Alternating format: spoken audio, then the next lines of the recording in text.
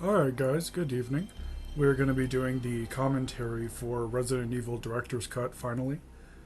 I've decided that I've decided that I'm going to continue making videos until my mother's test results and stuff come back. I have finally patched up all of the software needed to actually go and run the other games correctly. And the entire Resident Evil trilogy is already out the door. This one is going to be set up to be released sometime in, I want to say early November. So we're going to go ahead and get down to it. Resident Evil 1 was the first Resident Evil that I played. I don't really quite view it through rose-tinted glasses like I do the other two. The original PlayStation port I remember very little of, strangely enough. And that has a lot to do with the fact that I only played it a handful of times, and most of the times I played it were with my brother. The one that I remember the most is the remake that Capcom did back on the GameCube. I played the hell out of it.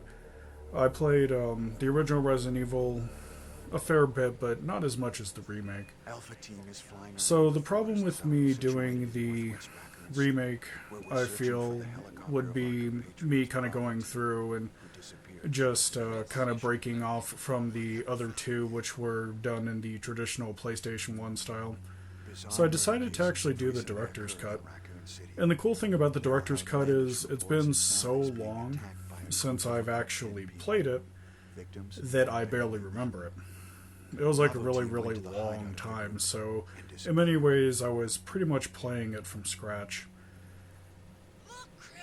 So I was actually pretty excited to sit down and actually do the director's cut and stuff. I had to order a fresh copy of it because I accidentally ordered the PAL version, and when I had loaded it into the emulator, it was bringing up the menu randomly. I thought it was the emulator at first, so I stopped, loaded it into an old PlayStation 1 that I have that's still barely functional, and it was doing the same damn thing. So I found out later that apparently it's a problem with all PAL copies. So I had to stop and reorder it, and this time make sure it was the proper zoning and stuff. So I normally try to keep a couple of PlayStations on me. I have one from the UK, I have one from the US, and then I have a Japanese one. So I went ahead and got the new copy of Director's Cut ordered. It was like the Greatest Hits edition, which had DualShock support, which is kind of weird because I didn't use the thumbsticks during the playthrough. These old games have a tendency to use the D-pad. Thumbsticks just don't really feel right with the tank controls. So this is going to be a playthrough that is a little under, I want to say 3 hours long. So I'm going to have to pace myself for the duration of the commentary. Got a nice fat thing of water sitting next to me. And so there's going to be moments of the video where it's kind of quiet. There's going to be some moments of the video where I talk a lot. It's a really long video, and I don't feel like I have 3 hours of commentary for it. But we'll see. So Resident Evil 1 was always kind of funny because it always really kind of struck me as hilarious with these goofy live action sequences they have. I understand that they were like doing a game that they weren't really sure if it was going to be successful or not. But God, some of this is just so corny and so cheesy. You know, it doesn't even so much present itself as a horror game when you first start loading it up. It actually has the same style of introduction that we would see with like action TV shows and stuff from like the 80s and 90s, and it was just really weird how Capcom chose to go about doing it. I always thought the costumes were rather goofy and stuff, and it was just some silly stuff, you know what I mean? You could definitely tell that they spent the majority of the budget on Wesker's hair gel there, but I always thought it was kind of strange, you know, like from all that I've looked into it and stuff, Capcom at the time wasn't even sure if this game was going to work. It was kind of weird because we didn't really have a lot of survival horror games at the time. Like, we had like the older Clock Tower games and stuff, and of course we had Alone in the Dark and everything else, but we wouldn't really have anything that was more along the lines of the standard contemporary sort of survival horror that we know today. You know, like Alone in the Dark was definitely a different monster, and Clock Tower was also a different monster as well, because it wasn't so much about offense, it was about running from whatever the hell was chasing you. And you know, that's one thing I always liked about Clock Tower.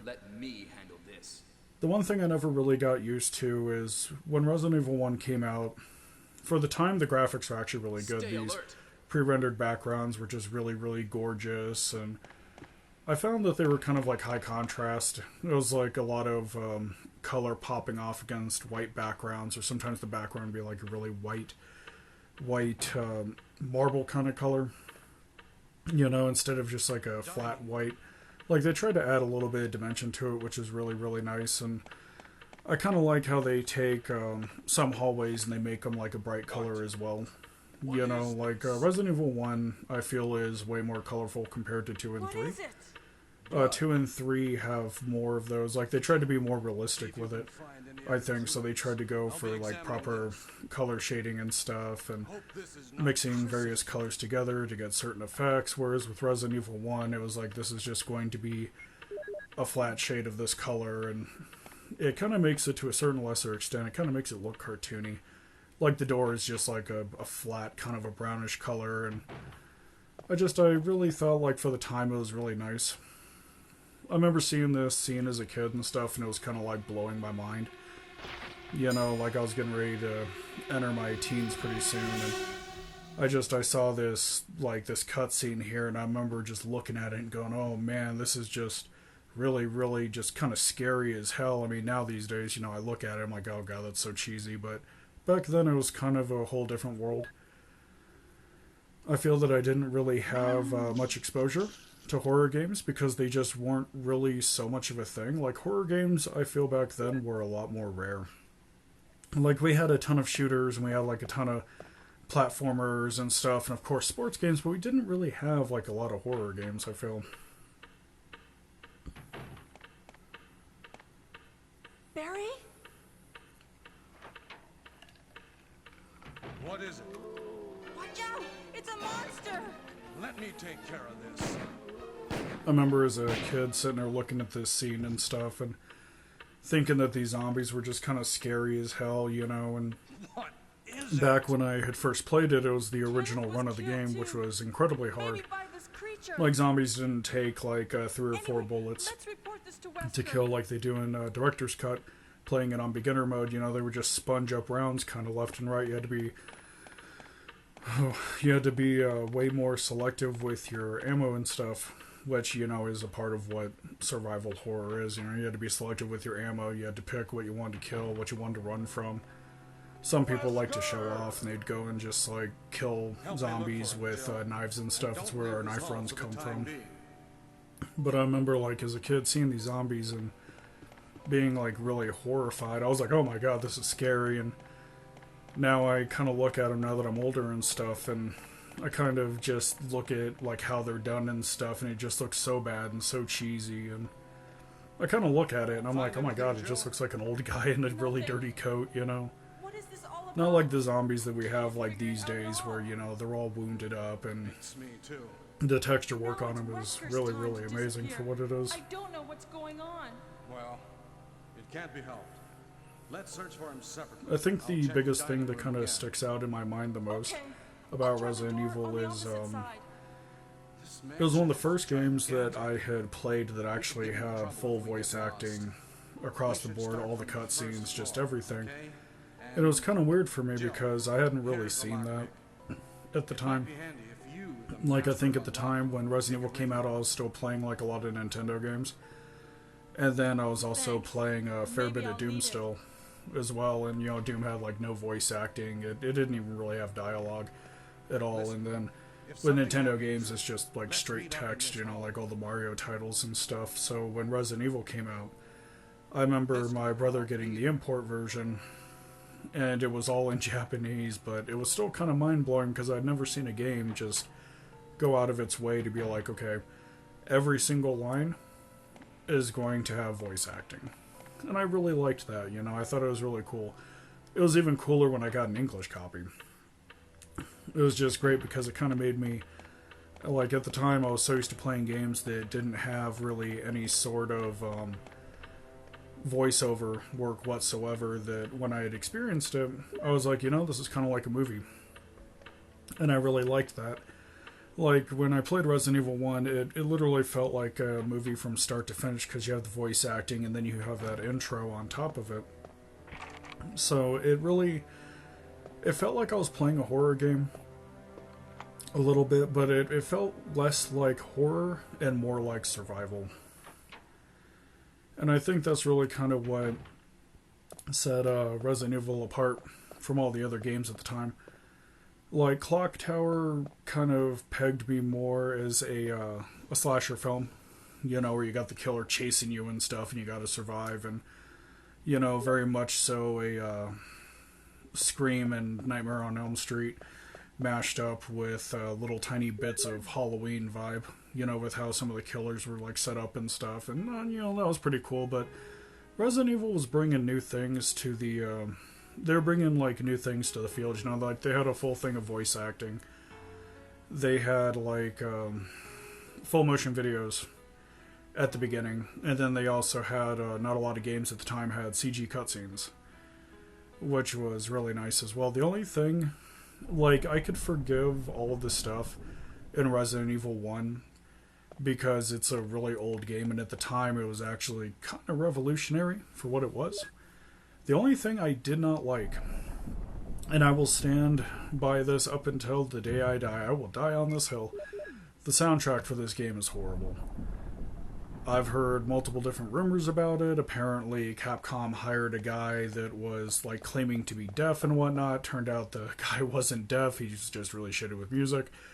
I don't know if it's true or not, but the soundtrack was one of the worst aspects of this game. It kind of, whenever I think of this game, the soundtrack is one of the first things that I think of. Easily. But the gameplay was pretty interesting for the time, like, you would walk around, and with most horror games, you were like either killing what was chasing you or you're running away from it. There wasn't really a lot of puzzle work. And I liked Resident Evil because they stuck you in this giant environment. And it wasn't just killing things, it was killing things mashed up with puzzle solving, mashed up with document reading. Like, there was a lot to it. I mean, yeah, you can go through the game in about 5 hours.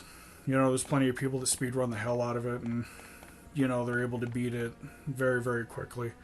I think my first run coming back to this game was like a little under 5 hours, and then when I went back and did subsequent runs to try to shorten it for the sake of the video and for uploadability, I was routinely clocking in at a little under 3 hours.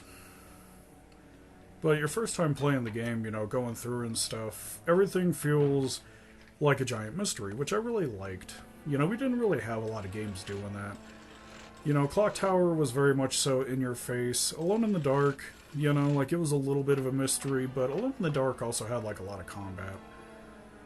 So you never really got with Alone in the Dark, you never really got the chance to really get engrossed with it, I think.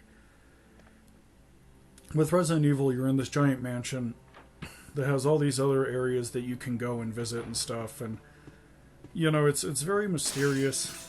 There's all these puzzles, like right here we got dogs jumping through windows and stuff, and it was just really, really, it was really strange at the time. I hadn't really seen anything like it, and it was also very interesting because Resident Evil was my first game that I had played where it had fixed camera angles like this. Like, we had fixed camera angles in Alone in the Dark. We also had fixed camera angles in Clock Tower as well, but they weren't done quite as well as Resident Evil. Like, Resident Evil tried to be cinematic, I find, with its camera angles and stuff. You can tell they definitely put some time and some thought into it, and I really like how they did it. I feel that the camera angles were done better in the remake.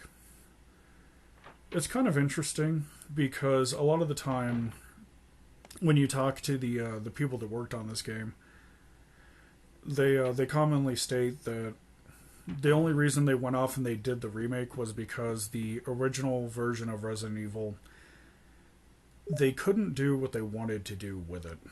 Like, they were really limited at the time by the PlayStation 1 hardware. And, granted, Resident Evil has been released on so many platforms.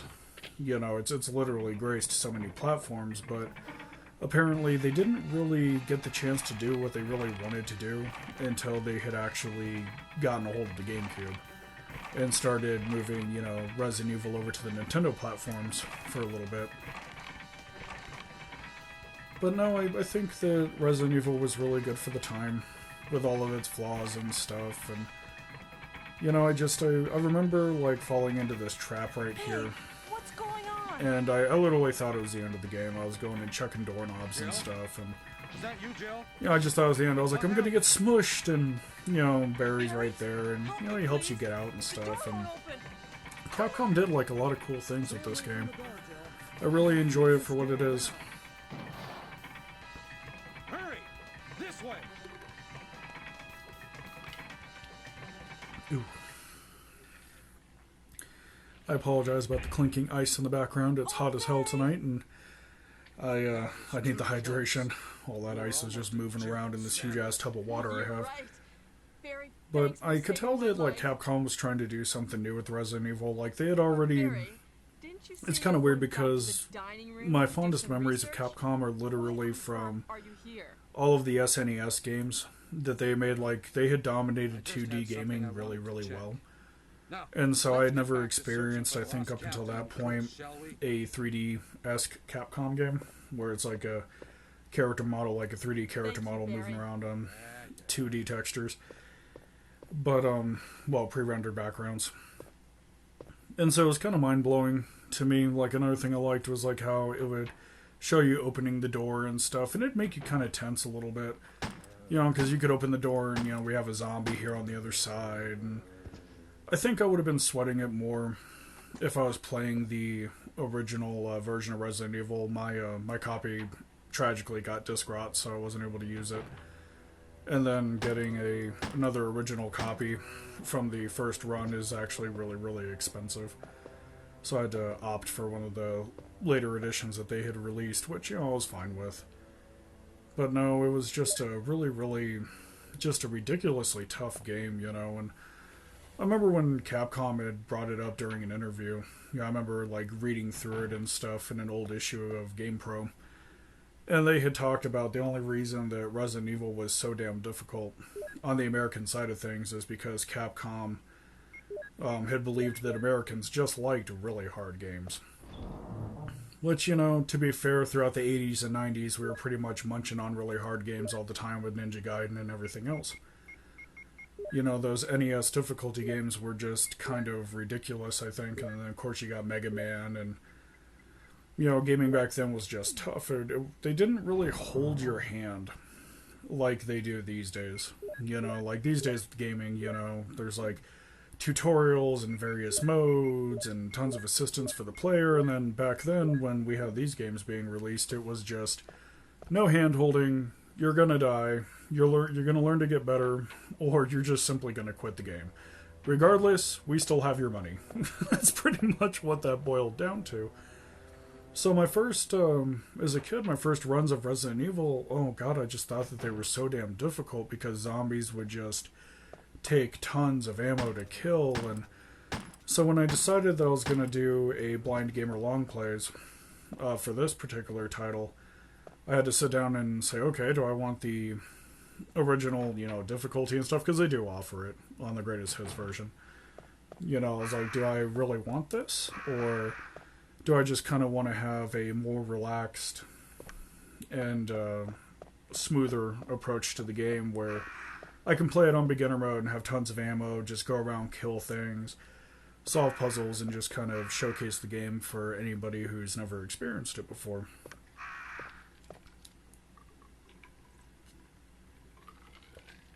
Oh, so I decided to actually do it on beginner mode. And, I know that there's people that are going to complain about it and stuff. They're going to be like, oh, you're not playing it on the standard difficulty as intended, and yada yada. I personally don't mind it too much. I mean, I've struggled on this game plenty of times. I used to speedrun it, I've played it on various modes, and I've pretty much done it all when it's come to this particular game, so I don't really mind playing it on like an easier difficulty where I have tons of ammo and I can just go around and solve puzzles and shoot things and completely clean the house out. It just really doesn't bother me that much. So for this particular run of the game, it is done on beginner, but it is also deathless and saveless, and it was completed in under 3 hours. I was pretty happy with it. I was trying to follow up tempo with what I had with Resident Evil 2, and so when I sat down for Resident Evil 1, I was like, can I do it again?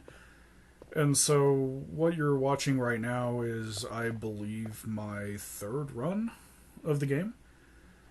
So my first run, I was actually getting kind of discouraged with it because some enemies are moving so quick. The hunters in particular were moving so quick that they were beating my ass left and right. And then some other enemies in certain boss fights, I didn't really want to do it because it was really difficult to see it. Like, my vision's already kind of squirrely, and it's like really short-sighted and blurry and stuff. So some of these bosses, especially the Tyrant, they have a tendency to kind of fade into the background a fair bit. And even when they're moving around, it's still kind of a pain in the ass to pin down where they're at. So for a while, I kind of had to debate on whether or not I wanted to do Resident Evil 1 because it's still a good-looking game, but I had a lot of difficulty playing it, as I did with the other two. Like, these static backgrounds were just really, really rough and stuff, and I know that I'm going to get hit harder with it when I go to do Dino Crisis and Alone in the Dark, The New Nightmare, want to do a Carnby run. But I sat back after a while and I was like, yeah, I've already started the trilogy, I might as well finish it. So I wound up doing 3 runs. My first run I had clocked in, I think it was like 5 hours and 14 minutes. Not very long. Not super long. Like, I know people that took like 12 hours to beat this game, and I have no idea how the hell they do it because there's no, I personally don't think there's enough content in the game to warrant 12 hours unless you get like lost or stuck on a puzzle or something and things like that. And then my second run I had done, it was a little bit under 3 hours, and then this one also clocked in a little bit under 3 hours. I kind of took my time with this, though. Like, I wasn't like speed running it or anything, like I wasn't trying to beat it as fast as I could. I wanted to go around and collect items and read documents, and I wanted to try to play the game as organically as possible. That way, people that have never played the game before, they can at least feel like they got the full experience and stuff. And I feel like with speedrunning, since you're kind of going from point A to point B really, really quickly, there's it kind of shits on the experience a little bit because you don't really have enough time to soak it up.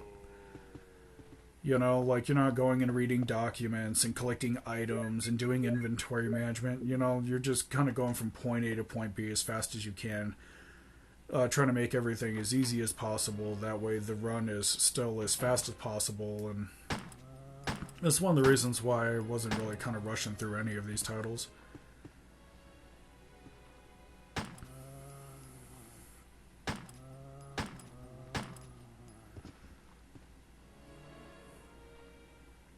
I guess I can say that I was like trying to strike a balance. I didn't want the video to be 5 hours long because that would have been hell to upload for me.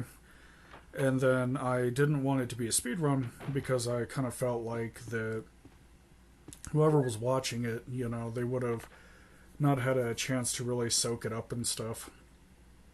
So what I did for this run is like there was a couple of things that I didn't do.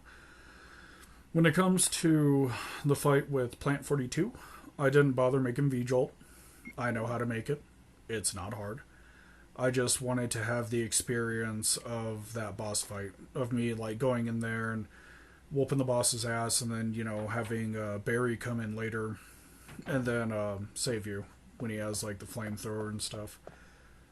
I didn't want to sit there and I didn't want to get one of the bad endings. With this one, I'm not quite sure where I went wrong. I'm not sure if I can save Chris and Barry at the same time. I tried. But I was only able to save Barry even when taking steps as Chris. So we didn't get like a bad ending or anything. We got a good one, but it wasn't so much the one that I wanted. There was just like a lot of things that I took into consideration with this run, I think. I was kind of sitting back and I was going and doing my thing, and I was like, okay, I want to showcase all the bosses. So that means fighting Yawn both times, which you can't really get out of anyways. Neptune, I don't think you can actually kill him, per se, outside from draining the water. And then Plant 42 is one of the ones where I was like, okay, I have a way around this boss, but I really just don't really want to do it. I just want to go in well on the boss. And then, of course, the Black Tiger that you have to fight later. And then I knew that if I wanted to do all the bosses, I couldn't do a bad ending either, because if you let Barry die, you do not get round 2 with the Tyrant. So I kind of felt like with my run, it was kind of tailored a little bit.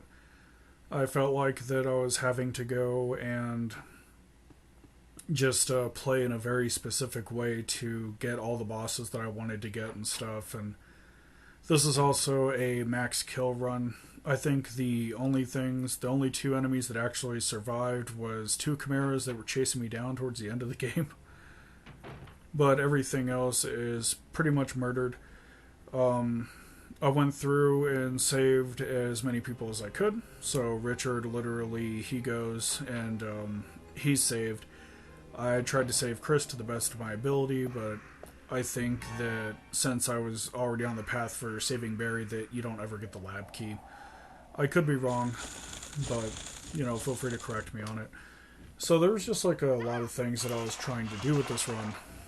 So it was like, okay, I want to do it kind of fast. I want to get a good ending. I want to showcase all the bosses for those that have never seen the bosses before.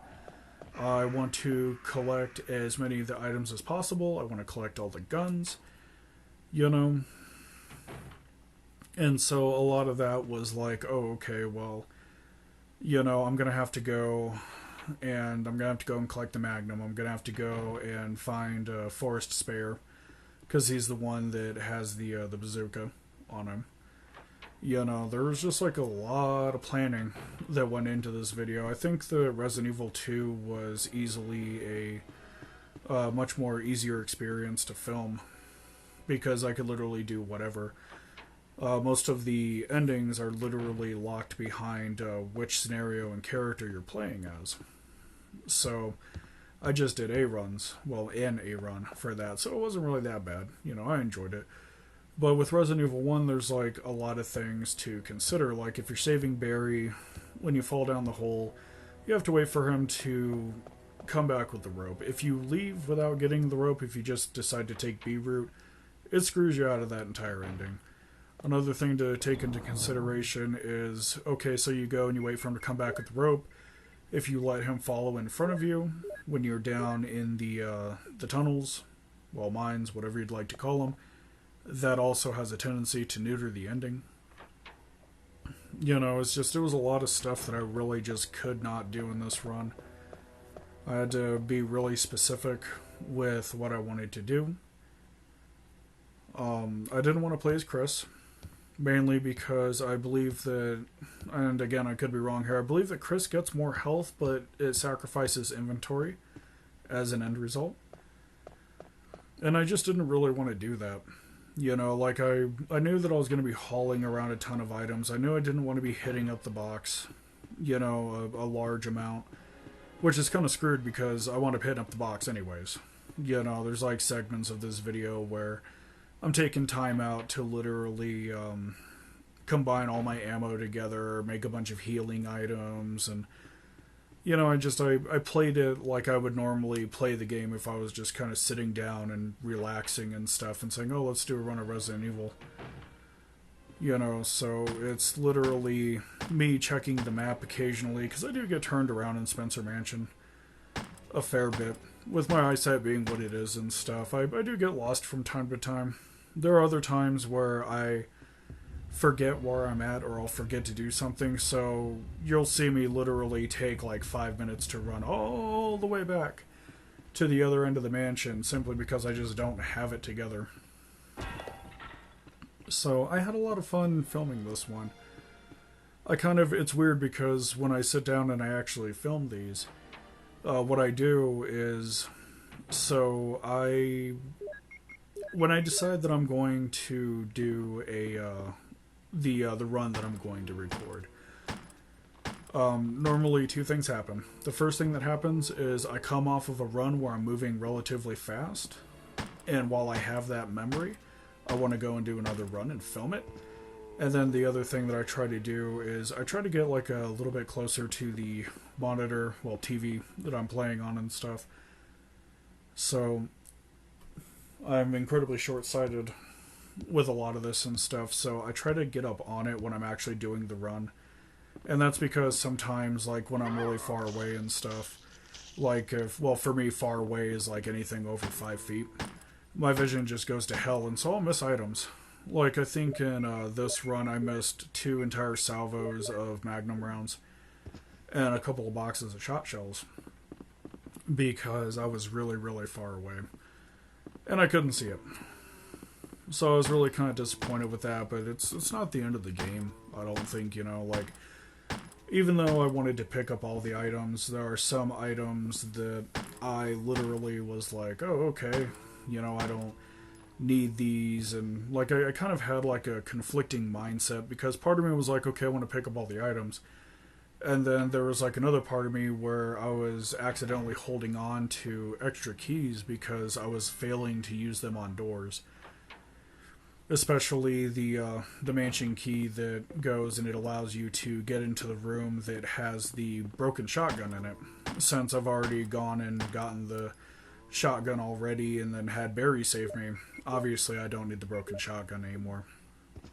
So there are some doors where I'll sit there and I'll be looking at my inventory and I'll see that I'll have like a key, like a spare key in my hand, and I'll be like, okay, what did I fucking forget? Like, what did I forget? And so there's like segments of this run where I had to go back and I was like, oh geez, I need to open this door and this door and this door because I just forgot everything. And it kind of happens with my runs sometimes. Like, I kind of, with some things, I have like a really short attention span. So another way that I try to play the game is I try to plug in as many items as possible, and what that allows me to do is it allows me to free up my inventory. So every time I get a medallion, I try to plug it in, and then, of course, I was carrying this bag of poison. Well, this bag of pesticide. Well, plant side, whatever the hell you want to call it. And I carried it on me and brought it all the way here, and then I wanted all these healing items, so I literally take time to go and be like, okay, I'm going to pick up all of them, and then I'm going to combine them. I'm going to pick up more, and then I'm going to combine more, because I wanted to have as much healing as possible, especially for that, a couple of the boss fights. Like I said, some of the bosses just blend in with the background and stuff, so I literally go and I get my ass caned for like 30-40 seconds straight. Especially the end fight with the Tyrant and stuff, like with his skin being like black and gray. He was blending in with that pavement really, really well, and I was just really kind of struggling with it a fair bit. And so as an end result, I was going and getting tossed around and getting my ass whipped left and right simply because I couldn't really see him adequately. So, combat in this game, I kind of had to get a little bit cheap with it, but I don't really mind it so much. So my character is still like a really heavy blur, so what I have a tendency to abuse, one of the reasons why I went with beginner mode is because your character, if they're in range, if they can actually peg the enemy that is near them, they have a little bit of an auto-aim where I can just hold down the aim button, they'll automatically aim at the enemy. So I found that it made the game a little bit more accessible, because with the way that Jill is, with how her character model is, it just kind of looks like a blue and a gray blur. So I kind of struggle with it a little bit, and sound also came in kind of clutch. One of the things that I actually really, really liked about going and playing this game is the zombies, when you're in the room with one, they'll make noise. And I really like that. Like, that's one of the things that I really liked about Resident Evil 1 was the way that they handled certain visual and auditory cues. Like, I remember when I could see, the way that I would determine that a zombie was dead is if they were on the ground, you could actually look for a puddle of blood underneath them, and that would generally tell you that, you know, they're down for the count. They're not getting back up. You know, they're dead, essentially. Well, now that my vision is completely tanked and stuff, what I have a tendency to listen to is I'll listen for shuffling in the distance. Well, shuffling, moaning, any of it, really. They all make noise. And then sometimes with some enemies, like, I feel like they didn't sponge up enough rounds. Like, if they go down after 3 bullets, I'll double tap. So there's little tiny ways that I can tell, like, what's in the area and stuff, especially when coming back from the mansion the first time and you have all those hunter alphas in the building. They kind of make that wet, kind of sloppy stepping sound. So what I try to do is keep the grenade launcher loaded up with acid rounds, because I want to put them down the first time and keep them down. So with Resident Evil 1, there was like a lot of planning that I had to do to make these runs work. I had to be grossly aware of various ammo types, what those ammo types worked on, you know, like what was weak against them. And then I saved up mag rounds for the final boss fight, and then it was just like a lot of planning, you know. It was a lot of memorization where most of the enemies were at. With dogs, the only way that I'm able to tell if they're down is if they emit that high-pitched yelp. And then if it's multiple dogs, I normally count the yelps. And then sometimes after that, what winds up happening is there's still a dog that I can hear, like, walking around. And, you know, there's like a couple of instances where I get, you know, nailed by dogs and stuff. But I don't think I really did too bad with this run. I didn't do too bad with this game in general and stuff. And, I mean, I used a lot of accommodations, but I was happy to be able to go and do it without saving and then not dying and then doing it under 3 hours. I was pretty content with all of it, really. Like, I really didn't have much to complain about. It was kind of like taking a trip down memory lane a little bit. I mean, the dialogue was horrible, the cutscenes were horrible and stuff, but I found myself enjoying it a fair bit. I'm really glad that I took time out to actually go and do the original Resident Evil trilogy, and, you know, it's a little haphazard. It's not extremely professional gameplay, but I did enjoy doing it.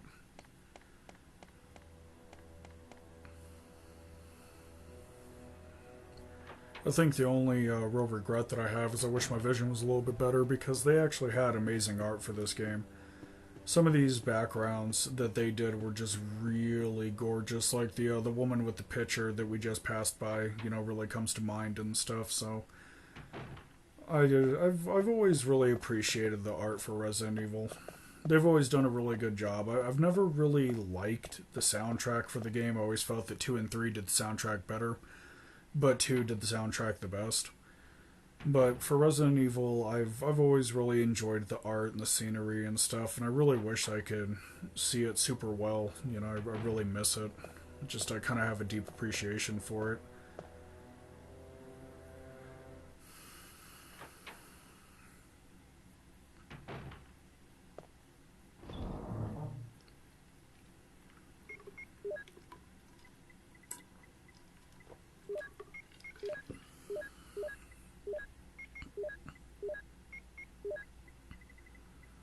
Yeah, see, here we go. I'm just going and organizing everything.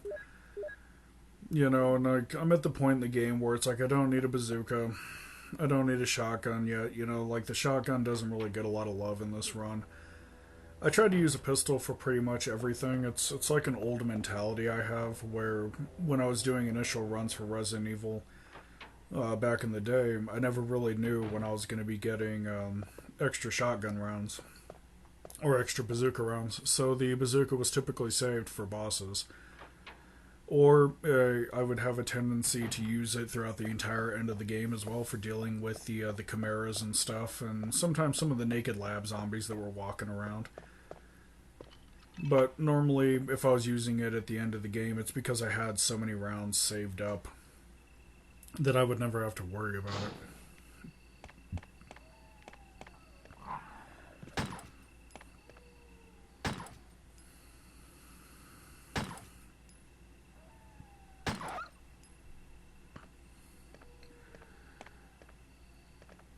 Yeah, I listen for the Yelp, and with this area, I'm fully aware that there's going to be another dog coming over the fence once I'm done collecting these herbs. So what I try to do is I take time out to combine all the herbs, and I know that the dog is going to be heading up over the fence, but quite frankly, I don't really like dealing with the dogs in Resident Evil. They're a pain in my ass. So I have a tendency to, as soon as he starts jumping over the fence, I have a tendency to go through the door as fast as possible.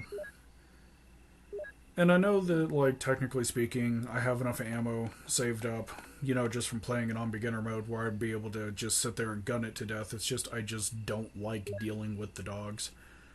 They don't really feel super amazing. Like, out of all the enemies throughout all the Resident Evil games, there's three, that aggravate me the most. The dogs, Hunter Alphas, with the way that they behave, their AI is really fucking twitchy.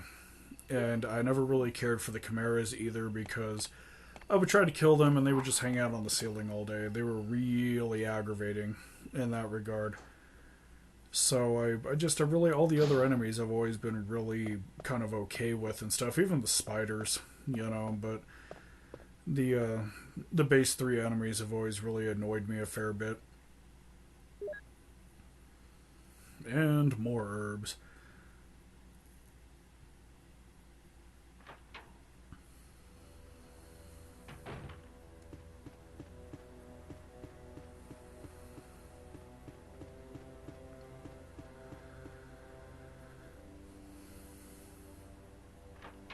I think one of the things that I really appreciated about Resident Evil 1 is it kind of forces you to master your surroundings a fair bit. Now, personally, I didn't really think that the original Resident Evil had like really good level design per se. Like, some of these rooms are set up in such a bad way, and they don't really feel good when you walk into them and stuff, but the one thing that I could really respect about Resident Evil is it kind of forced you to master your surroundings a fair bit. Like, you had to remember where things were at and stuff. And Resident Evil 1 didn't really have like the niceties of 2 and 3. Like, if you got a key, I mean, yeah, it would say like armor or helmet or shield key, but at the same time, if you go and you look at the map, that map's not going to tell you where that key goes. It's not like 2 and 3 where like the locked doors are going to have really specific colors that will correlate to the keys in your inventory.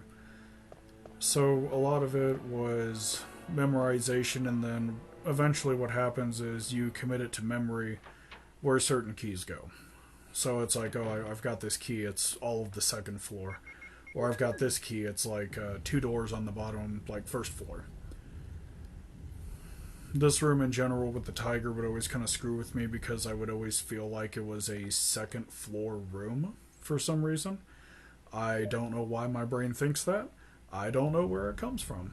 But I know that for a long time I would always search the second floor for this room.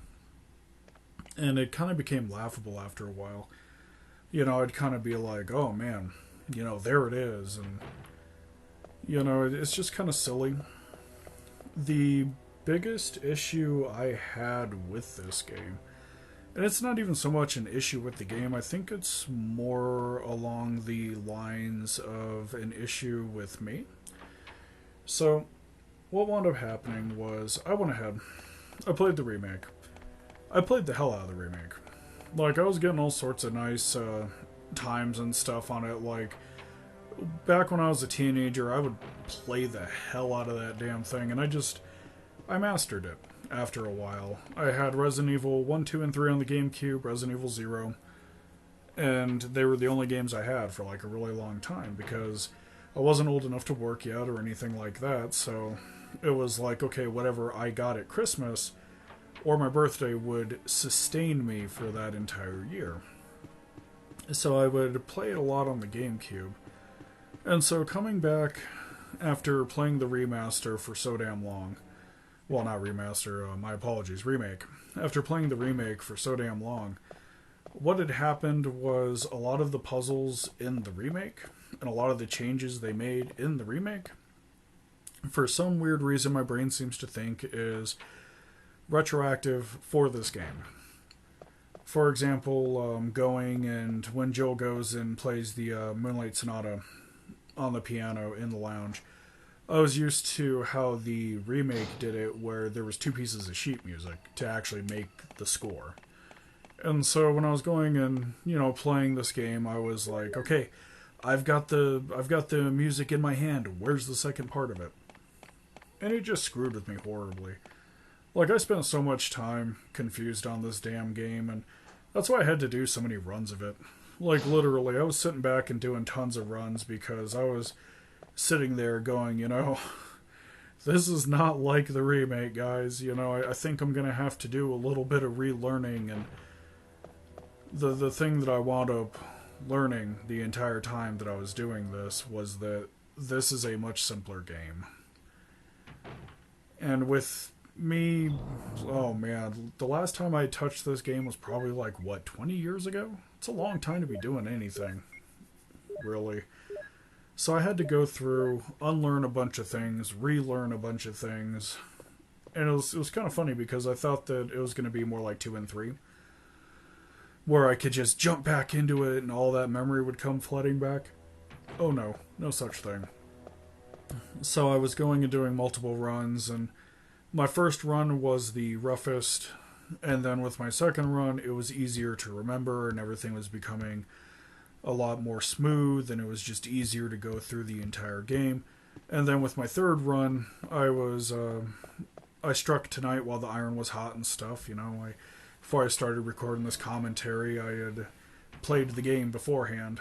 And so I was like, oh man, I'm done with this, and let's go ahead and squeeze out another run, before we forget. And so that was pretty much it. And it was kind of funny because in the original version of Resident Evil, all the puzzles are really simple. The passwords are really simple. Like, I'm used to playing the remake where there's puzzles inside of your puzzles inside of your puzzles, and this room in general was redesigned where you weren't pushing statues. Well, not these statues. You were pushing suits of armor, and I really like what the remake did, but comparing it to the original, it's like a night and day thing.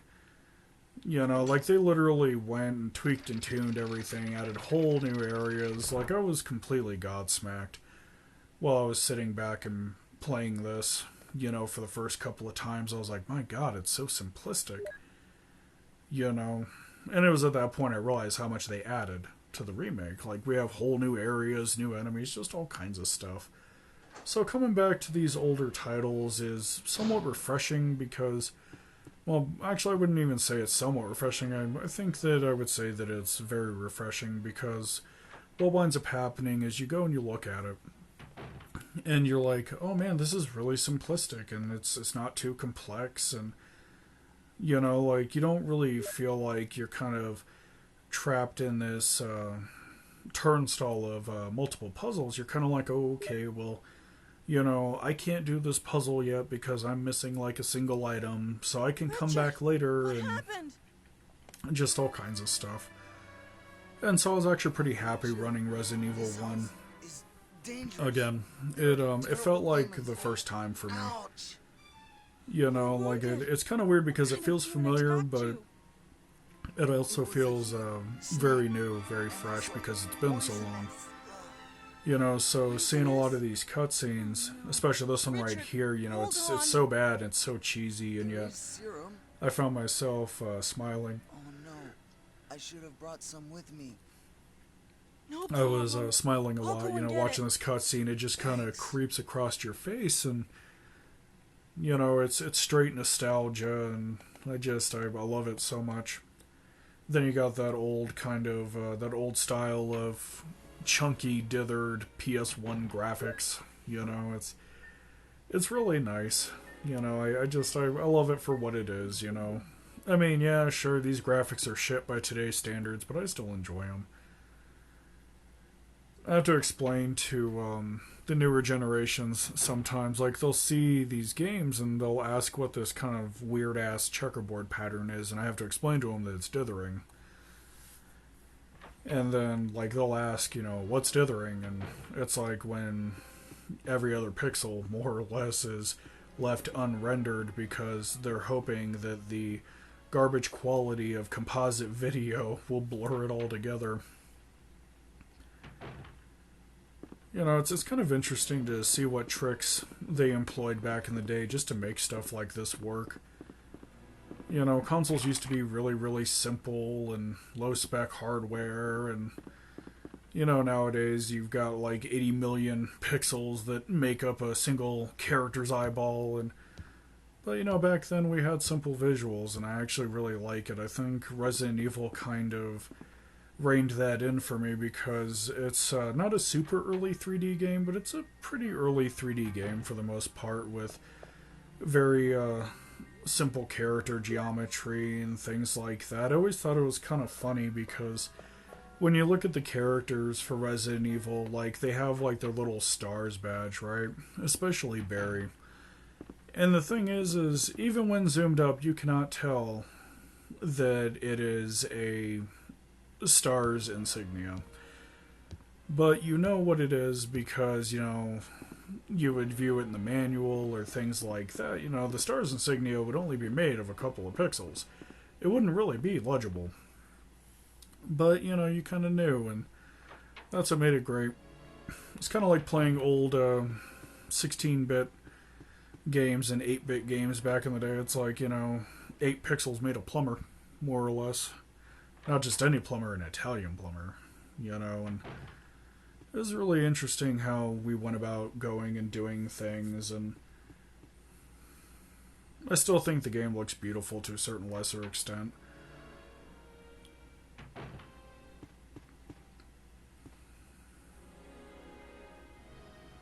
I kind of laugh a little bit, like looking at, speaking of character models, it's kind of funny to like sit down and look at these old character models and stuff, especially looking at their feet, Richard, because their hold on. feet are I'll just give you a like shot so now. weird and so blocky and Jill, so there's silly, my and radio. then like some attention to details weren't really paid very well to. So we got this guy here, and he was bit by Yawn, and Jill, yet Yawn's only got a couple of teeth, and yet it looks like a human bite all over that dude's right side. It's just so silly, and I liked it. I mean, I think, like, with these older games and stuff, especially with Resident Evil, your brain had to fill in the gaps with a lot of things. Especially hands. Like, if you look at characters' hands and stuff, none of their fingers, aside from the thumb, are separate. It's like all one solid piece, and it just has, lines that go down it. So it's like none of those fingers are separate, but you know that it's a human hand. So that... I think that's what made gaming kind of great back then. Your imagination really had to fill in the gaps. I mean, granted, it wasn't like Atari, level of fill in the gaps, but you still had to do a fair bit of it. It was kind of weird watching various meshes like clip through each other and stuff, and it was just some strange stuff. I mean, most of the time when looking at Jill's face, a lot of the facial artwork that they've done for her in the game, it's not very legible, but like, you just know that it's her.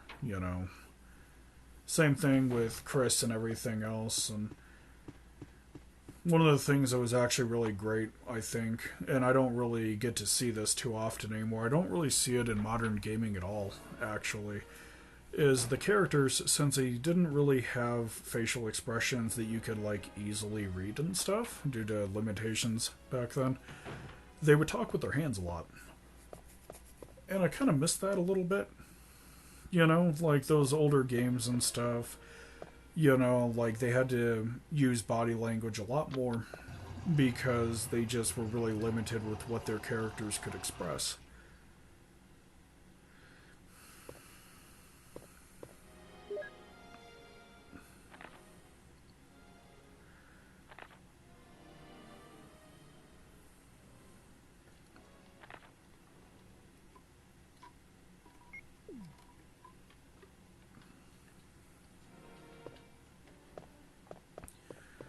So when I pick up these documents, well, the document that I just picked up, I never really read them.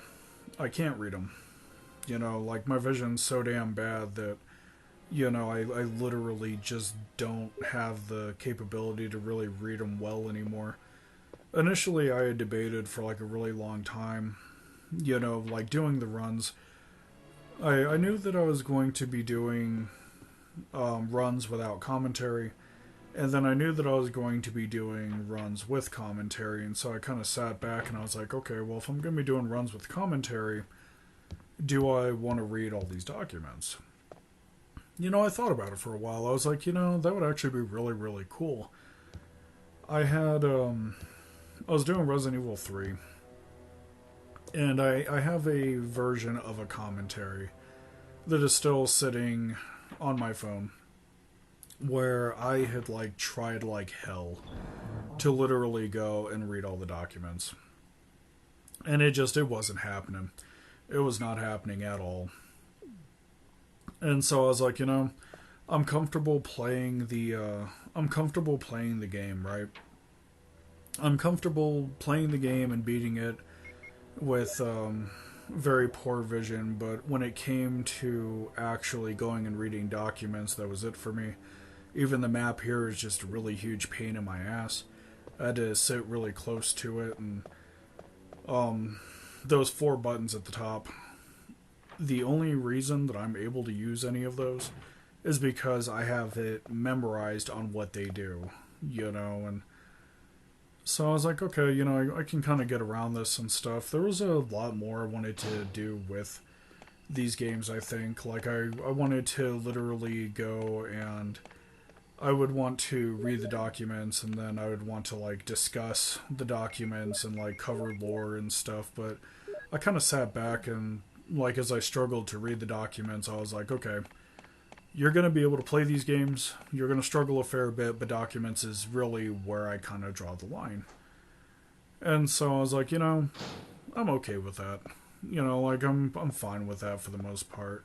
I'm sure that there's other people out there that do, like, document runs and read them off and stuff. And so I think as I continue to do these videos, per se, I've slowly but surely accepted the fact that while I can play these games with enough practice, I am going to run into limitations like text and things like that. So I just kind of sat back and I said, you know what, that's okay. I'm still immensely proud of the fact that I can have like next to no vision and still be able to do this. And you know, this limited series of long plays that I'm doing is still has the goal of, I want to show other people that have poor vision or people that are blind, you know, hey, you can do this with enough practice. And you're not going to be able to do all of it, you know, you're not going to be able to always read text and stuff, and you're going to struggle with the menu sometimes, you're going to struggle with the map sometimes. Sometimes you're going to miss doors. I mean, there's a couple of doors that I thought that I was right on top of, and I had to move my character side to side a little bit, you know, just to be able to go through the door. But, you know, I think that in many ways a lot of these videos, these long plays, have helped me become more comfortable with my limitation, I think. Like, I sit back and, like, I think about it sometimes, and it's like on one end I'm very satisfied with things because I can literally say, hey, I was able to do it with no vision, you know, and it makes me smile. But on the other end, it's kind of humbling as well, you know, on the other end of on the other side of the coin per se, because yes, I'm able to beat these games, but on the other side of the coin, I'm not able to do all of it, you know, like, I don't see myself doing hard runs of these in the future. Maybe if I do like an insane time sink and have it down to a science, sure. But I don't see myself, like I said, I don't see myself doing a document run. You know, most of the time with the documents, I'll go ahead and I'll pull them up because I'm not sure if somebody wants to actually read them, and I want to kind of have that courtesy to the people that actually go and watch these. So what I'll do is I'll pull the document, I'll count to either 5 or 7 depending on how big the document appears to be per page.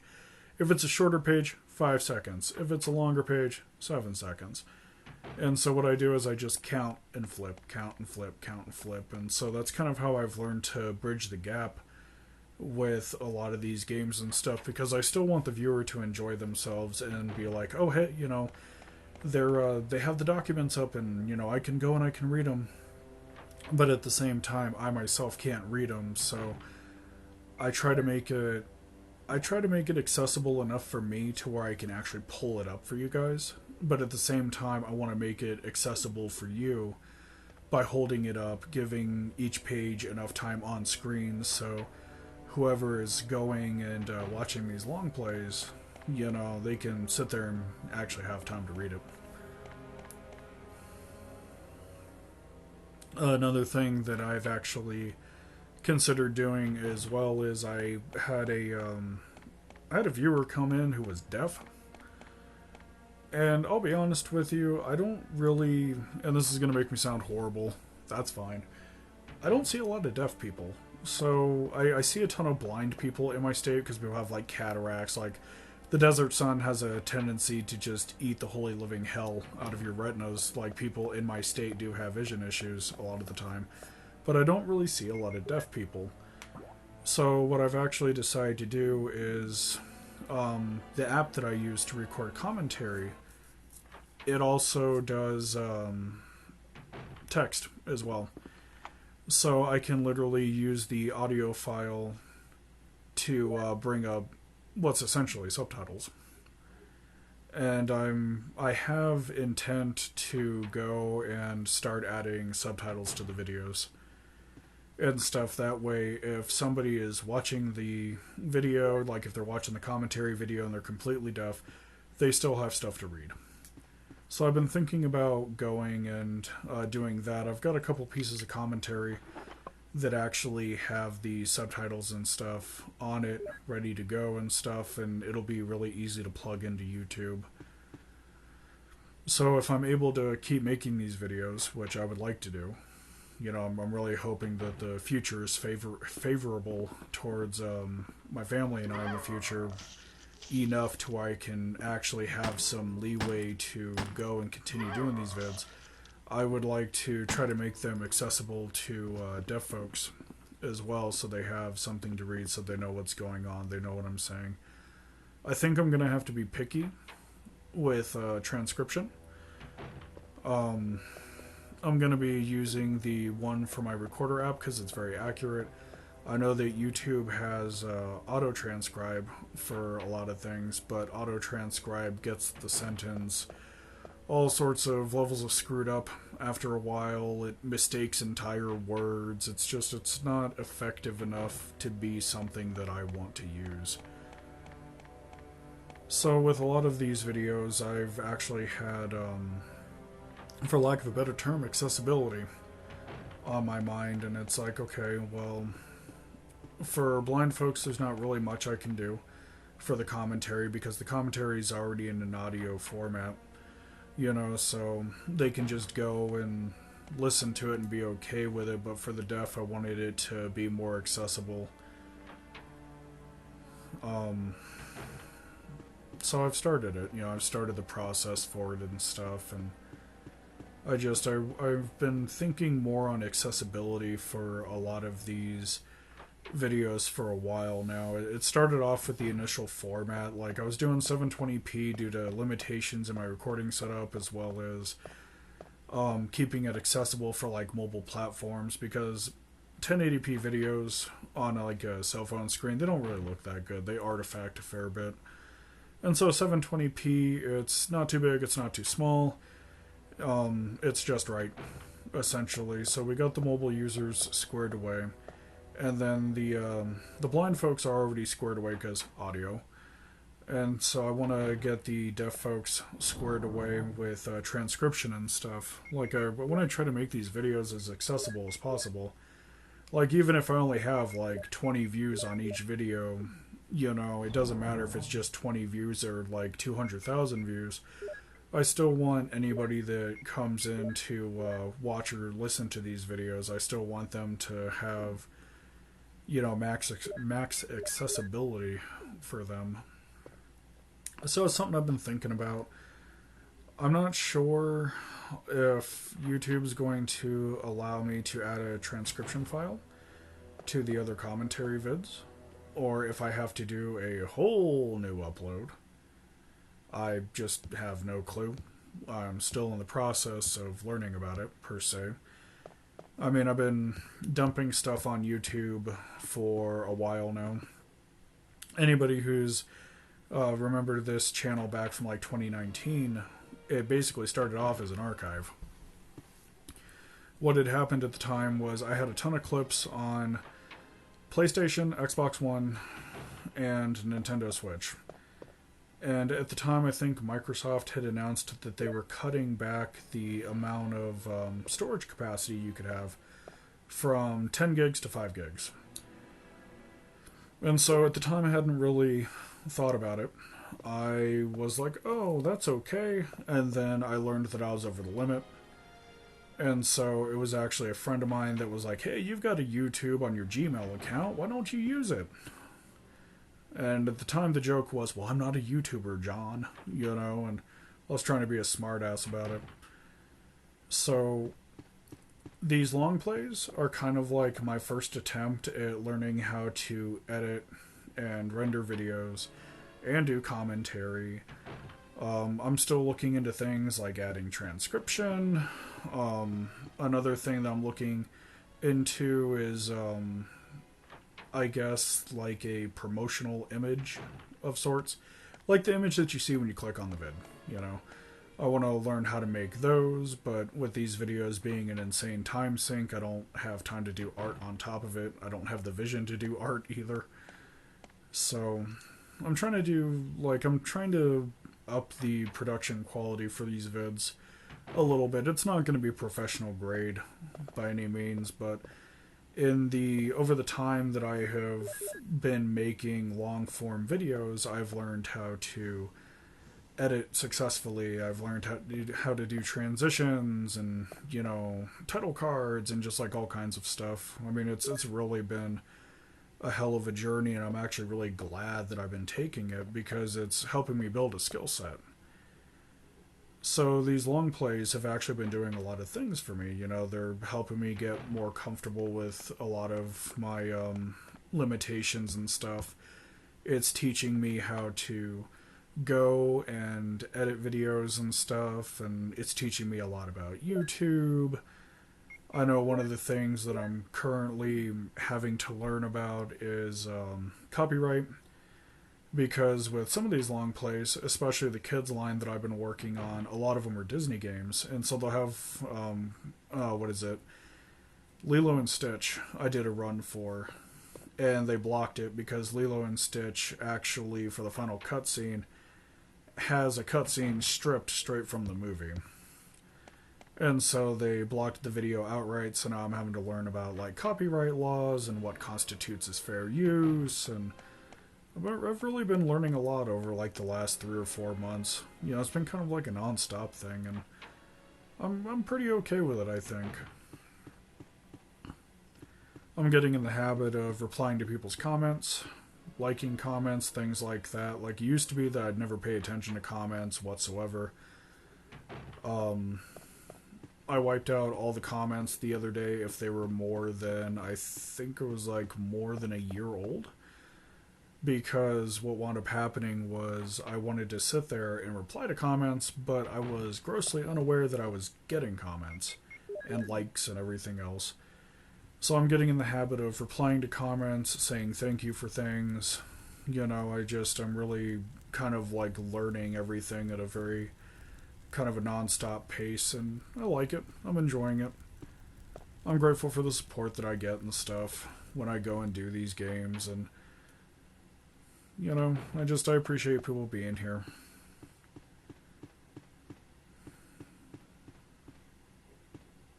But no, I'm just grateful for everything, I think. I'm grateful that I have enough vision left that I can actually make these. it's kind of interesting living as a blind person, I think. Like, I'm not completely, totally blind. Like, my left eye is just completely shot, and then my right eye is almost completely shot. And it was kind of weird because for a while, when you go blind, there's no support systems in place, at least not in my state. So for a lot of people, they were like, oh, okay, well, life is more or less over at this point. Just hang out at home, do nothing, and that's pretty much it. And so with a lot of these videos, it's me trying to step forward, I think, and say, okay, yes, I have vision issues. And yes, I'm going to struggle. But I'm going to do this, and I'm going to try to be good at it. So I don't just, I don't just game on the side with poor vision. I also take photos. And the only reason I'm able to take photos is because I don't use a mechanical sight anymore. Now, with the invention of smartphones and everything else, I can literally sit there, have the phone do all the focusing for me, and then with the phone having a screen, I can literally go and look at that screen, hold it up really close to my face, and be able to sit there and say, oh, okay, well, this is what I'm looking at. And so, like, I've actually managed to marry my love of photography with my love of making video on top of it. So now I have older, like, photo compilations and stuff, and I'm definitely going and kind of, like, finding my way as a blind person and stuff. The world is definitely not tailored to us. Especially with gaming and stuff. Playing these old games, nowadays when you play new games, it's like they give you options for text size, and if you're colorblind, there's modes for that. But I find with these older games, all that crap was an afterthought. Like, it seriously just did not exist. The only reason that some of this text is huge is because it was being played on an old picture tube. And back then, picture tubes weren't massive. Most people had 20-inch TVs. If you were lucky, you had a 32-inch. But no, it was a hell of a thing, I think. Trying to make these games adaptable and, well, not so much making them adaptable, just trying to use what's already there, essentially. So Resident Evil was definitely a challenge and stuff, and I had to pay more attention to, like, patterns, and I had finally gotten to the point with a lot of these backgrounds that I was like, okay, if I am at this specific section on this specific background, this is where this specific door is at. So when I was doing my first 2 runs for Resident Evil, this is basically how I went about mapping the house. I was having to map this house hardcore. It was funny as hell too, because I was not only mapping the house, I was trying to memorize where enemies were at. And so I felt like I was safe, because I did the first half of the game, cleaned out all the zombies. I said, fuck it, cleaned them out. And I thought that was it. And then I forgot that when you start doing the second half of the game, hunters more or less repopulate the house where the zombies used to be. And the hunters are way more lethal. They'll, like, sail through the air, arms stretched out, slash you, then stab you again right quick. They're just a really hyper-aggressive enemy. And so, when I was going, the interesting thing about doing this run and not being able to see the mass majority of it, it was kind of weird, because I had to memorize where all these scaly fuckers were at, and I really... They're a tough enemy. They're like chimeras in that regard. Zombies aren't so bad. They move slow. Dogs, you can knock them back with a pistol. Still a pain in the ass, but you can still knock them back. With hunters, they're so fast and they're so aggressive that I know people that even, like, they have normal vision and they still struggle with it. So what I learned to do with a lot of those late game enemies is I would listen for their footsteps. It's kind of funny because when I go and record these runs, the sound threshold I think is only at like 40%, but that's what the internalized volume is that it records at. And then when I'm playing the game, like when I'm doing the run, you guys are only getting 40%, but I'm listening and kind of sound whoring it on around 80% because I'm trying to hear things that are off in the distance and stuff. And I don't like to wear headphones when I do this because then it cuts off the sound for my surroundings and stuff. And I've got people that I'm looking after, so I can't just block off all the sound. But no, it was just a hell of a thing, and it was just a lot of adaptation, a lot of listening, a lot of memorization. You have to compensate really, really hard when it comes to stuff like this, because if you don't, you die very quickly. And there's one point in this run where it was round 2 of fighting the Yawn. I was having a hard time tracking where Yawn was at, and as an end result, I almost died from it. Like, I was leaving that fight with red health, and it was like the only portion of the game where I had actually let my health go that far. But to be fair, I was also using the wrong grenade rounds because I couldn't tell which rounds were loaded.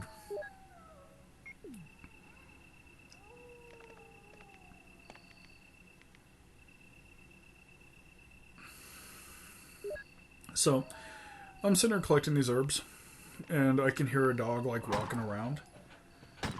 And so I get lucky with the shot, and I didn't know that there was 2.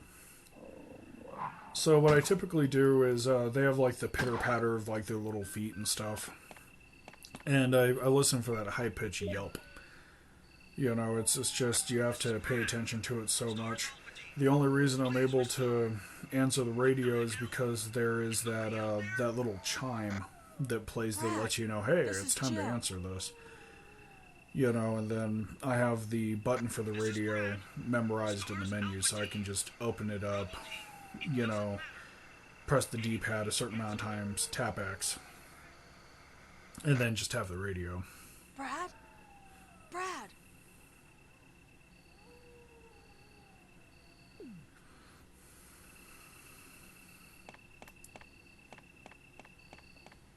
So for the area that's coming up, there are a few areas that are being skipped. So, as I said before, I wanted to sit there and I wanted to show off all of the bosses and stuff. I didn't want to make V-Jolt, because it goes and it just kills the boss and that's pretty much the end of it. I wanted to show it off a fair bit. So, I didn't bother to go into the billiards room for the this next area that's coming up. And the only reason I didn't go into the billiards room is because it has the code for the door that leads to the chemistry lab where you make the V-Jolt. There's nothing else in that room. I think there's I can't remember if it's like a handgun magazine or a box of shot shells that are in there, but to get the code to get to that door, you have to fight off a bunch of spiders, and I was like, that's a waste of ammo for something that I'm never going to ever use or need. Because it goes against the nature of the run and what I'm trying to do. So what I wound up doing is skipping over that room.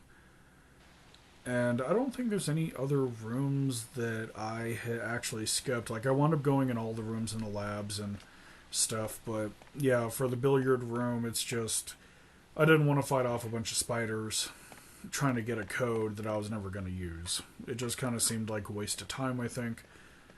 And so I do try to keep these videos a little bit on the shorter side.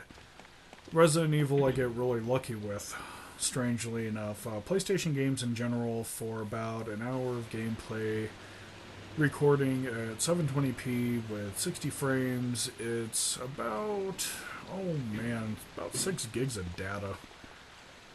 And so the cool thing about these Resident Evil titles is that since they use static backgrounds, the size for them is typically really, really small. I can go and do a 3-hour run of it and only have it be about 5 gigs. It's really nice. I appreciate it for what it is. I think that's why I've been doing like a lot of these older Capcom games and stuff like Resident Evil, and you know, I'm going to be doing Dino Crisis and Alone in the Dark when I can, and you know, like these older games that use these old static backgrounds and stuff. You know, they're a really small size, you know, and they're fun to play. And I know that when I was going, and we have Lilo and Stitch coming up, as soon as that appeal for the copyright is over, I only shot, I think, like an hour 20 of footage, and it wound up being like an 8 gig upload. It doesn't sound like a lot, but god damn does it take forever to upload.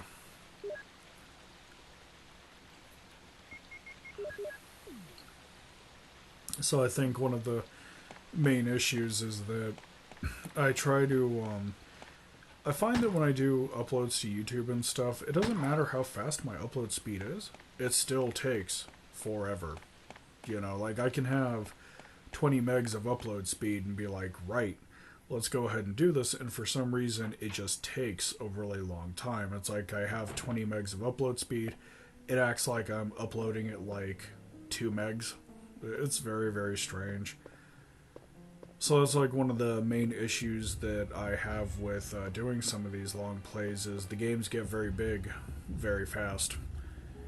And so common sense would be like, okay, we'll just do like, do parts like 1, 2, 3. And I like to actually sit down and do some of these games in a single sitting. Especially these old survival horror titles. You know, like the natures of my long plays, I don't want them busted up into various segments. I think the only one that was ever clipped, like that ever had any sort of mass removed out of it, was Resident Evil 3. And that's because when the clock tower puzzles was bugged, and I'd been doing it for well over 30 minutes, and so I had clipped a chunk out to literally save time, essentially. But even with the even with the commentary for that coming up, it uses the full footage. It's not using the edited version, so the video itself is actually rather long, and it wound up being a sizable size as well. But no, like if I could get things to literally go and upload in a much quicker fashion, I would do longer videos. Like I know that I wanted to go and do, I wanted to do Atlantis and Treasure Planet. I went and shot the video footage for both, and for 3 hours, like 3 and some odd hours of gameplay, it wound up being like a 26 gig upload. And I was like, oh man, I would never finish that. Like, I would literally never finish that mess. So I've been kind of sticking to these older survival horror games and stuff because they're fun to play. I enjoy them, and they're surprisingly easy to upload for what they are. I know that I'm going to be going back and doing Sega games at some point. I'm going to be doing SNES games at some point. No, I'm not going to be good at any of them. I know that for the kids line that I wanted to get rolling, those Disney games are already uploaded. I'm just waiting on approval because, you know, copyright. Apparently the mouse doesn't like it when you stream old games. Well, not stream, but, you know, upload old long plays of old games. So I've been cranking out like a lot of videos lately. I'm glad that I'm pretty much done with Resident Evil.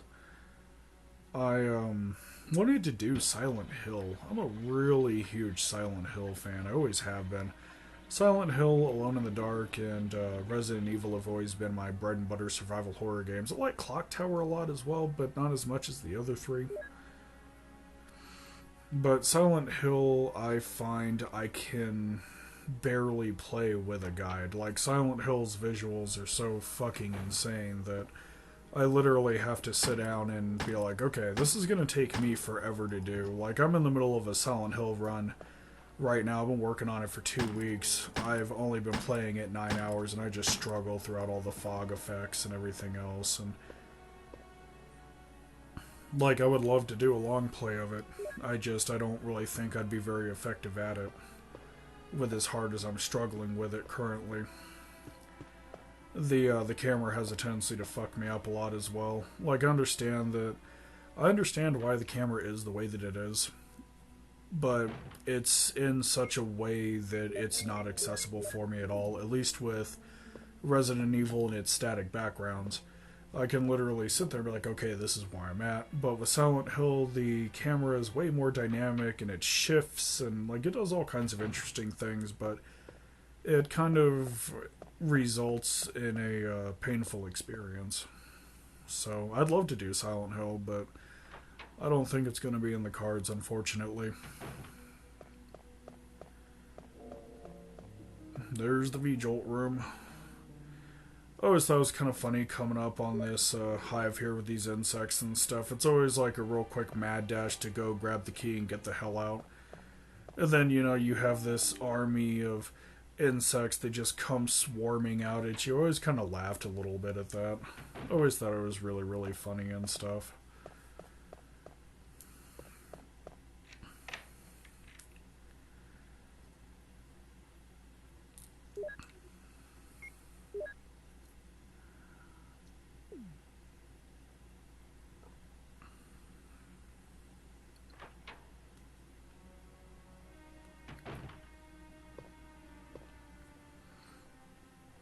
I don't really ever know why I go and double check these bathrooms.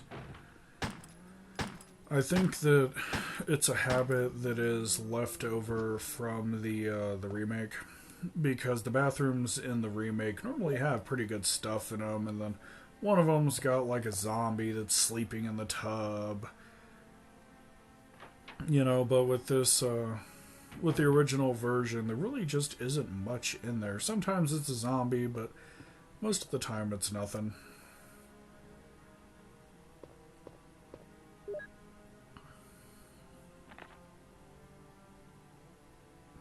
See, here's the report for Plant 42, I believe. It's either Plant 42 or the recipe for V-Jolt. I can't remember. It's been a really long time.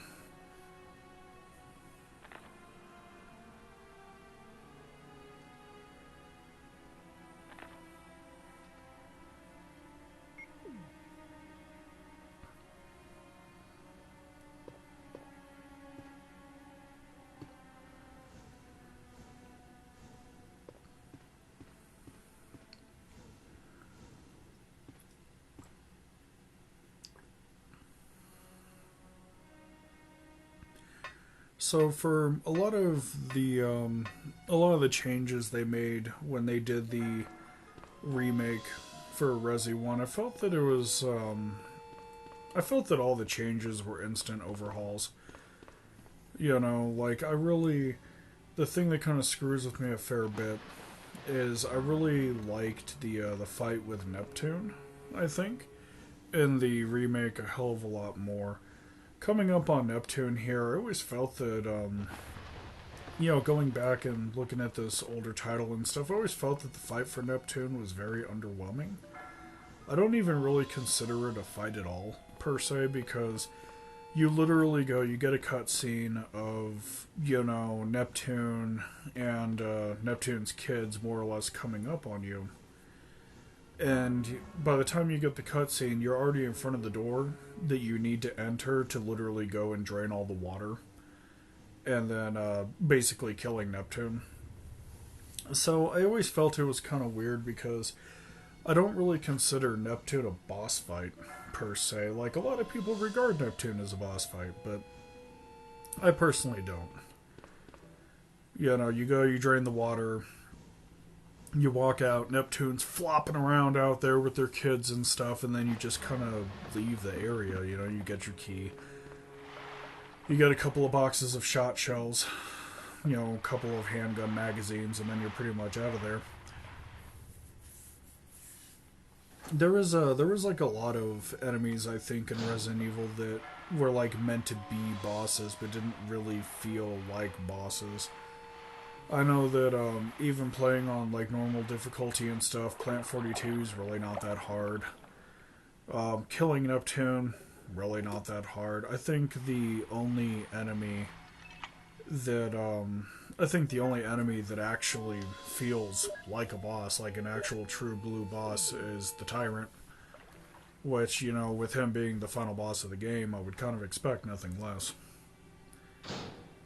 So it's kind of interesting because a lot of people that I talk to about Resident Evil, they're like, "Oh, this boss was so cool," but the thing is they don't really feel like bosses.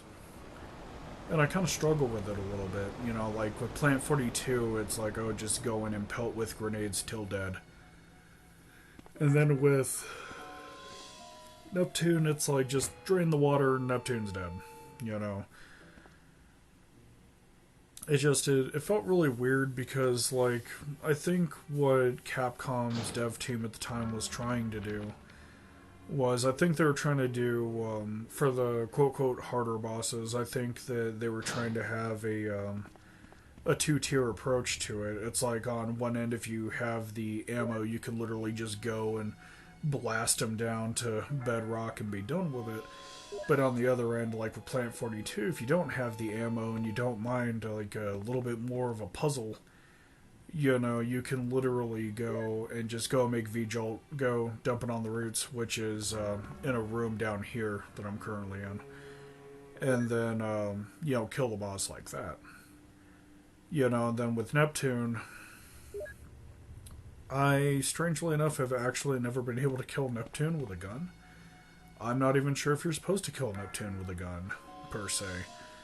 You know, so, like, when I was doing my first couple of runs for this game again, I was pelting the dog shit out of that fucking shark with all kinds of crap.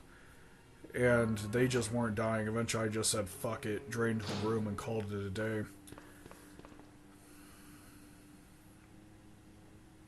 It was just really strange stuff.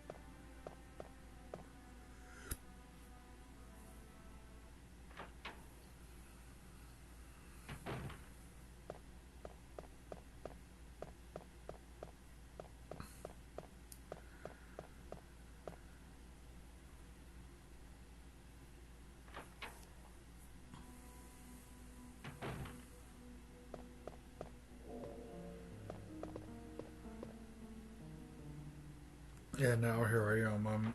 I'm re-entering the inventory room so I can sit there and get set up for the boss fight with Plant 42 and stuff. And I know that there's going to be somebody that whines about it. Somebody that's like, why didn't you just use V-Jolt? Because I wanted to show the boss off. I feel like everybody, like that's kind of their go-to for Plant 42. Like, I never really see anybody actually fight the damn thing. It's always, let's make V-Jolt, that way we don't have to fight it, which I kind of, like, I appreciate it for what it is, you know. But I really miss watching people do the actual fight. And then I also miss watching Barry come in and save your ass. Which is kind of funny. Like, I always thought it was funny as hell when you're fighting Plant 42, because, like, you go in and you've got your bazooka, right, and you're just going in and just going to town on it, and then, you know, Barry comes in and Barry's got the flamethrower and, you know, he's not fucking around anymore. And so I thought it was funny because when he comes in with the flamethrower, Plant 42 picks you up and slams you down, and is just such a fucking funny sound effect. Like, I don't know what the hell, like, I honestly don't know what they were trying to do with it, but man, when that plant slams you down, it is just some of the funniest fucking shit. There's just something about it. And I always laugh really hard whenever I hear that sound effect. Like, a lot of the sound effects in Resident Evil are pretty silly, I think.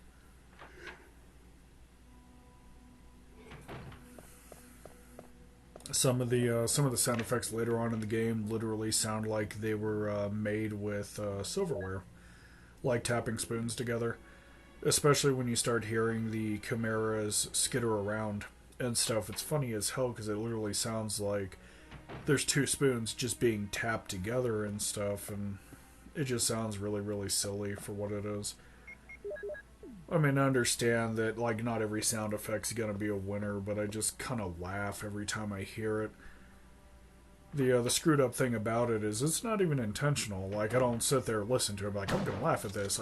I hear it and it just sounds so absurd that I just kind of laugh. And it's nice, you know. I always thought it was really funny watching people play Resident Evil for the first time. I remember, like, when I was younger and stuff, I would go and I would take my copy over to, like, my friends' houses and stuff, and we would play it over the course of a weekend. You know, and they would go, they'd play it, have, like, a ton of fun with it, and I always thought it was kind of funny how people would kind of laugh because I would take the shotgun and I would point it up and then squeeze the trigger. Well, if the zombie's close enough, it's a guaranteed way of decapitation. So you only just use a single shell. I always thought it was funny because I would catch a lot of shit for it. Like, a lot of my friends would sit around and they would be like, oh, we'll just shoot them center mass. Due to contrary belief, some zombies can survive a shot center mass with a shotgun. And so when you go and you just aim up, you know, you take off their entire head and stuff. You don't really have to worry about it. You know, they're dead and they're staying down. This was even a technique you could actually drag over to the remake, believe it or not. It's actually almost mandatory in the remake to a certain extent, because if you don't, they introduced a new enemy called the Crimson Head, well, the V-Axe. And basically what would happen is you would go kill a standard zombie, and it would take a dirt nap for a little bit. The T-Virus would revive it to a certain extent, and it would get up and it would be a super zombie with, you know, like long nails and stuff. And so the only way to get around is by going back, burning the bodies, or taking the head off. So this old habit from the original trilogy of Resident Evil games literally carried over to new titles as well, because you can just take the shotgun, point it up, let them get close, take their head off, not even have to worry about it. What the hell is this? And then the other thing that you could do, which I wound up doing on an earlier run for Resident Evil, was if it's a group of zombies and they're super close, you can take the shotgun, aim up, and then take off multiple heads in a single go. I think it's kind of funny though, because when I did it down in the labs, there was like 3 zombies that were just coming up on me, and their all of the sound samples for their moans played at the same time, and it just sounded hilarious as hell. It was one of the few times I wish I was recording. You know, like, some of the funniest crap happens when the camera's not rolling. Yeah. And I kind of hate it sometimes, you know, because I want to sit there and I want to share it, but, you know, with the way my recording's set up is I can't just, like, take a little clip right quick, you know. I wish I could, but I can't. Then we got more of that cheesy dialogue between Barry and Jill, and I always thought Barry was like a poorly realized character in Resident Evil. And it's kind of weird because he's actually my favorite character in Resident Evil. I really like Barry. I like the idea of a family man working in special weapons and tactics, more or less. And so I always felt that Barry was kind of poorly realized in Resident Evil 1. You know, like, a lot of his dialogue is done really poorly. But that's just kind of par for the course, because all the dialogue in Resident Evil is done really poorly. And, you know, here we have, like, Jill. Wesker, you know, his dialogue is really bad as well. A lot of the motivations for the characters just seem like really poorly thought out and stuff. Like, Wesker's literally sitting here with his samurai edge, going and, like, trying to kill, like, these mutant insects and stuff, and it just doesn't really make a lot of sense, you know, that he would waste ammo like that. And it's good to see you're safe. it's just like the way that the characters behave in general, it's almost like they're kind of like on acid a fair bit. Like, there's definitely some screws loose upstairs. You know, especially like when you listen to them talk to each Now, other there are a and lot of stuff. rooms in that mansion. You know, We like can't get take into for because they're example locked up. going and I have been looking around escaping for the room clues. that's trying to crush you when you retrieve the shotgun. Okay. You I'll know, go to the normally outhouse and see if I you can would find sit down any and clues. say, "Oh god damn, Will you I do escaped that room. I'm really Count on it. relieved and stuff." But with a lot of the dialogue, you know, what winds up happening is everybody's all happy and, you know, in high spirits and stuff. And I don't know about you, man. If I had a room trying to crush me, I'd be scared kind of shitless and then grossly relieved when, you know, I had the opportunity to get the hell out. But I find that the dialogue in Resident Evil is a lot like that. It's not like... It's kind of weird because it's this weird toss-up of trying to be a serious game, and then yet when you hear the dialogue, it's anything but. And so I think it's really weird because I go and I look at this stuff and I say to myself, this is kind of like a super serious kind of survival horror game, you know, and you know, you're trying to survive in this mansion against all these mutant monsters, and it's just a really tense situation. And then you listen to like how all of the dialogue is done, how everybody appears to be in really, really high spirits, given the fact that they're literally in a house that's trying to kill them. I think the only person that really kind of does their lines seriously is This Brad. is Jill. Brad? Wesker doesn't sound particularly serious. broken. Barry comes off as very corny. You know, it's just really, really weird. Like I kind of have to wonder what the hell happened when they were going and like doing the voiceovers and stuff. Like I really have to wonder what the hell Capcom was saying in the booth, right? Like they get the voice actor in there, and like I kind of have to wonder, you know, what Capcom was saying to them. You know, I wonder if they were like, hey, this is a serious situation, you know, you gotta sound like X, Y, and Z. Or if they just kind of planted him in there and said, okay, you can do whatever the fuck you want. You know, like the dialogue comes off as very hokey and very campy, and it kind of adds to Resident Evil's charm a little bit, like that B-movie sort of acting, you know. It's the thing with Resident Evil that kind of fucks with me about it, and you know, the entire original trilogy did this, is I don't know if it was meant to be campy or if it's just that bad. And it sounds kind of weird after a while because, like, you get used to hearing it, but in the back of your mind, you kind of say to yourself, like, something's not quite right here, you know? And so you think about it a fair bit, and I noticed that, like, they try to keep the campiness a little bit. Like, I saw the games having a lot of campiness up until, I want to say, Resi 5. Resident Evil 4 had a lot of campy bullshit in it as well, but Resident Evil 4, it didn't really feel so much like a horror game, it felt like an action game. You know, like it was really heavy on the action and stuff. It didn't really feel like I was surviving too much. It felt like a cheesy action film from the 80s with really corny one-liners, and it was really just kind of an odd thing to go and to have to deal with, I guess. So, I didn't really actually see it start to die until, like, Resident Evil 5 and 6. You know, then 7 and 8.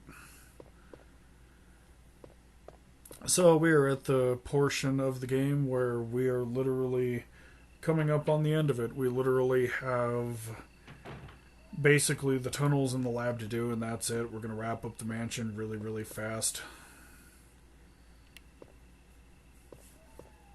It was kind of weird because it had been so long since I had done an ending for this game that I was literally sitting there saying, oh, okay, you know, like, what are the requirements and stuff, and with my first run, I let Barry die, so I didn't do the final Tyrant fight, which I was like, that's a no-go for me, because I want to show that off to people that haven't played the game. I want them to have that full experience. And so the thing that was really, really strange is that, oh god, this asshole, Jesus. But, the thing that was really, really strange is I was trying to go around and wrap up as much as I could, and there was also some rooms that I was skipping outright. Like Resident Evil 1 was kind of strange in the fact that there are some rooms in the game that literally don't have shit in them.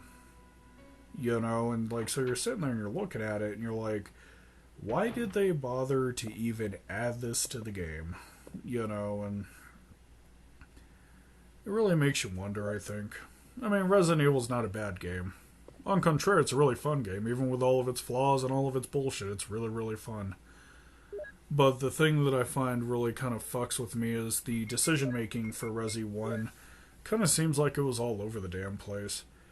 It definitely, like, when playing Resident Evil, it feels like there's too many chefs in the kitchen. It very much so gives me that vibe. Like, it's almost like somebody said, hey, let's make a horror game. Let's have it be super serious. And then another guy popped up and was like, no, I can't be serious. We gotta have some of that really just kind of bullshitty voice acting and stuff. And we gotta have that action movie intro sequence and, you know, dogs chasing them down and them trying to kill them and everything. Like, it feels like they just did not know really what they wanted to do with this game. You know, cohesion is definitely not a thing. You know, I felt that 2 and 3 definitely had good cohesion to it. 3 not as much as 2. You know, it's just really weird. You know, it's almost like Capcom was excited to be doing something new, but didn't really quite know what they wanted to do. And so they're kind of like bouncing all over the place with it and stuff. But as time went on, they had like more higher production value added to it. And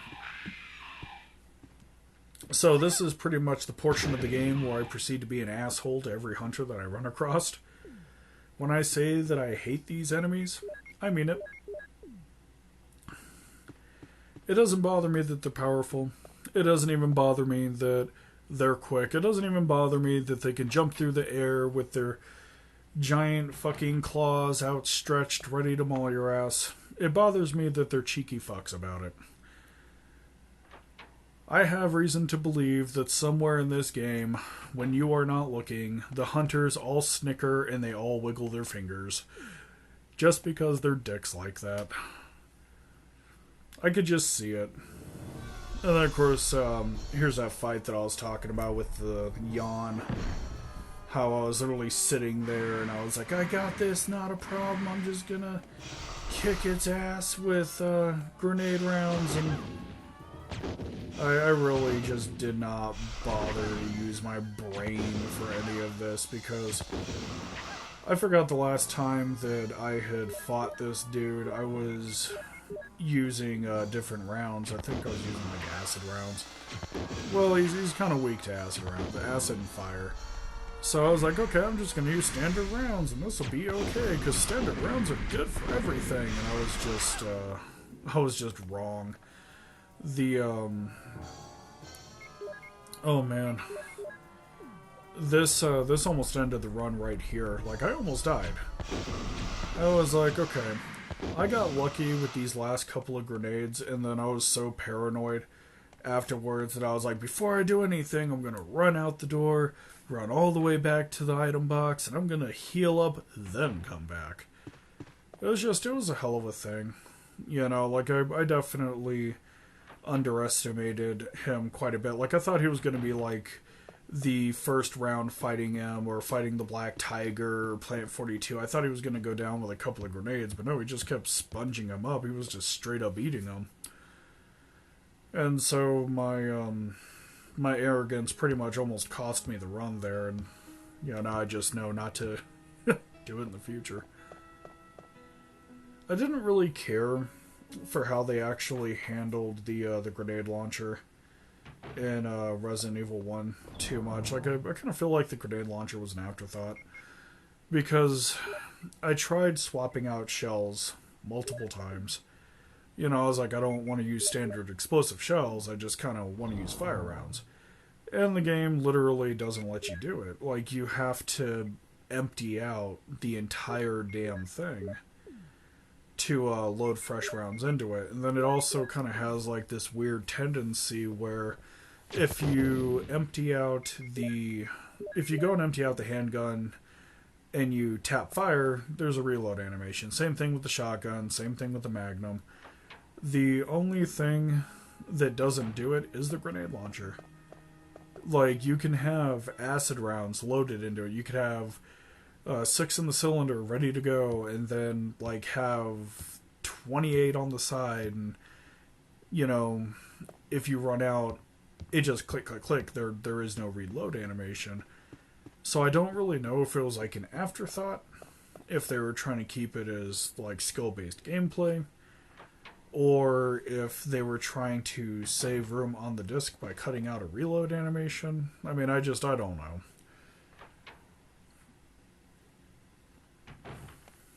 So this is where I screwed up my very first run. Oh man. I had no idea if Barry was actually coming back. So, like, I go down this hole, right? Have you found anything interesting? And I'm like, okay, not a problem. And Yes, then Barry's but I can't like, see very well. but Jill, since the How rope about has going down and broken, check by yourself? you know, or I have a whatever the rope hell, here. I'm gonna go get Oh, another do one. you? It's okay. Well, then I'll try to go down using the rope. I seriously thought he wasn't coming Wait. back. Like, I thought it was a joke. So my very first run, what wound up happening was I said to hell with it, and I just left. And I had no clue that instantly gives you the bad ending, that it causes What's going on? Barry to be killed at the Oh, I've end. done it. You know, I Sorry, didn't Jill. know shit Wait. about it. I'll go and get another rope. And it came back to bite me in my Barry? ass. Barry! Oh jeez, it was so bad.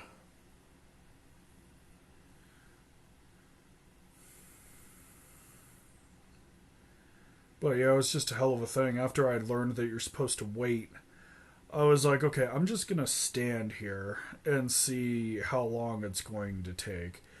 So for this entire duration, I was like, I'm gonna go pee right quick because I had to pee really badly. And then as soon as I went to get up, this played. And I was like, oh, you've got to be fucking Hey. kidding me. Are you there, Jill? It was just the Grab the worst. rope.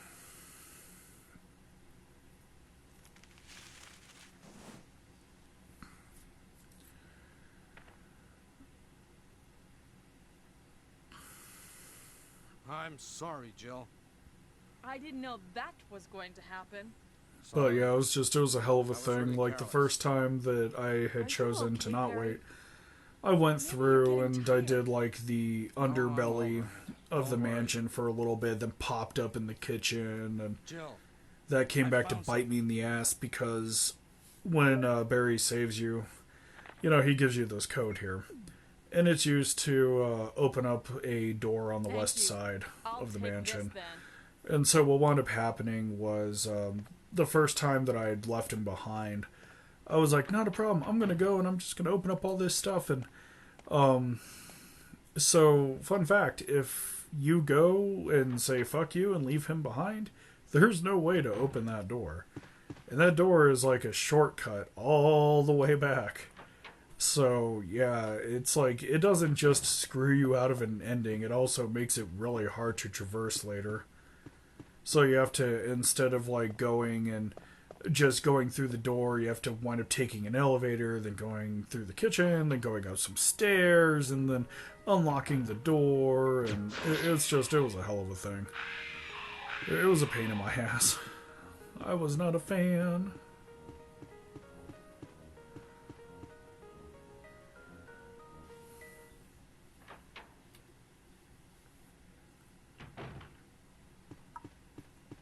So at this portion of the game, I pretty much stick entirely to traversal via the second floor. And the reason for that is I don't like taking the ground floor anymore because, well, the east side of the ground floor, I don't like taking it anymore because it's loaded up with spiders. And I find that the hit reg on the spiders is really fucking weird for some reason. Like, I don't really know what's causing it. It's just sometimes they get hit, sometimes they don't.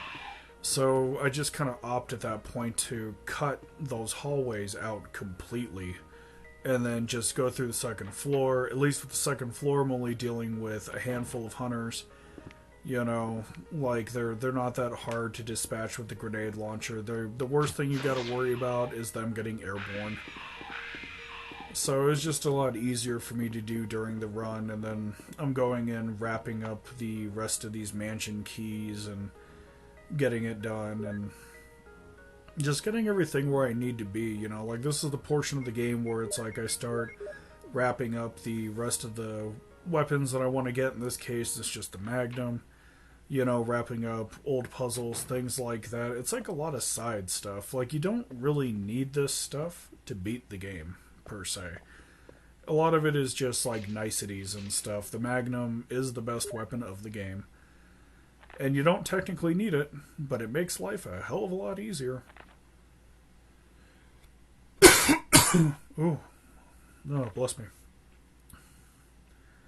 But yeah, so it's literally like going and like we're going and doing the jewel eye puzzle here where I have to turn out the lights and stuff and then go and pry it up out of the deer and then go and take that down to the tiger statue. Go ahead, plug it in, rotates, gives you the mag. You know, it's just like a lot of side stuff. Another thing that I'm doing is like MO disc collection. Because at this point, I wasn't aware that I couldn't rescue Barry and Chris at the same time. So I was like, I'm just gonna do them both, and you know, and I was woefully ignorant in that regard. So they don't really give you too many mag rounds in the game. It's not bad, it's not great. Like, they give you enough to dust the final boss as well as the ass end of the game if you really want to. I personally just like saving it for the boss.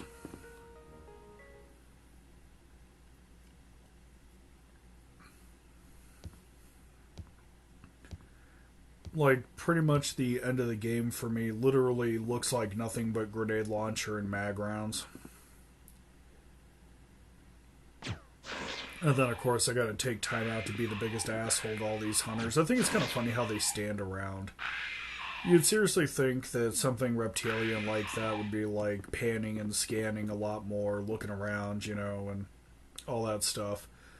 But no, they just kind of stand around like a standard enemy, and I always thought that that was just kind of goofy.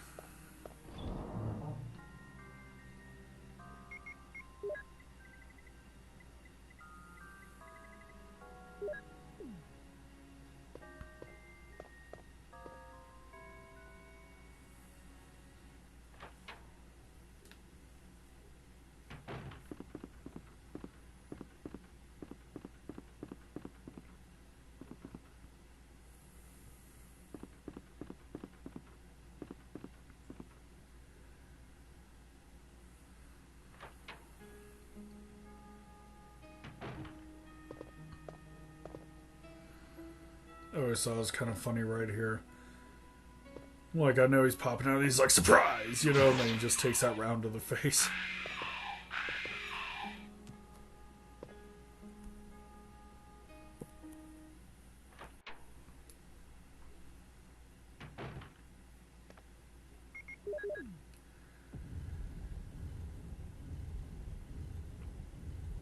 So we have the Magnum here and stuff, and I've actually always liked this gun. I like how they always tried to, with the Resident Evil games, they always tried to model everything after actual weapons and stuff. That was actually a really nice touch. I think it's funny how, like, they go and they model them after actual weapons, but they don't give them the actual weapon's name for the most part. So I always thought it was kind of funny how they were always trying to dodge licensing like that. But to be fair, I think that we see it quite often in gaming in general, you know, especially like military games and stuff. You know, like they'll take a weapon and they'll just give it like some kind of name to avoid the licensing issues with it.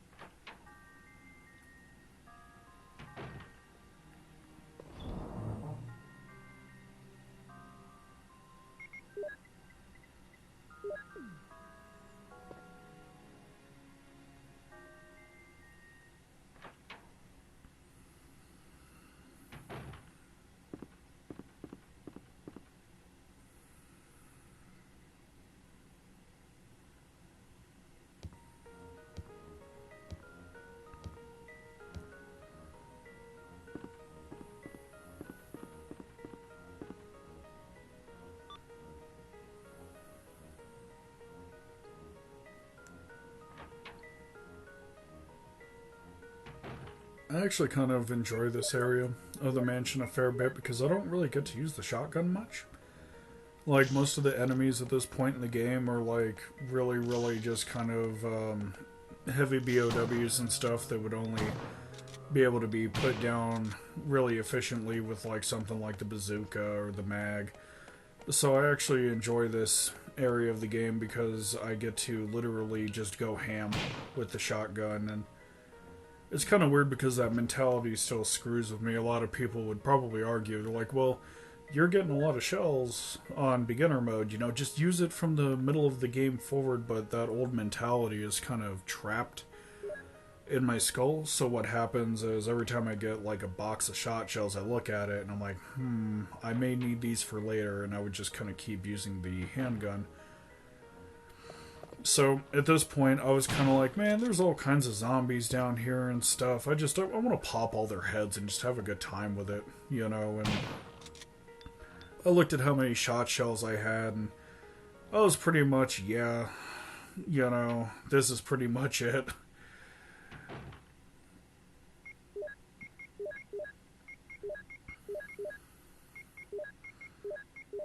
Then, like, they start prepping you towards the end of the game. I find that they start prepping you a hell of a lot more, you know. They give you a lot more ammo and stuff.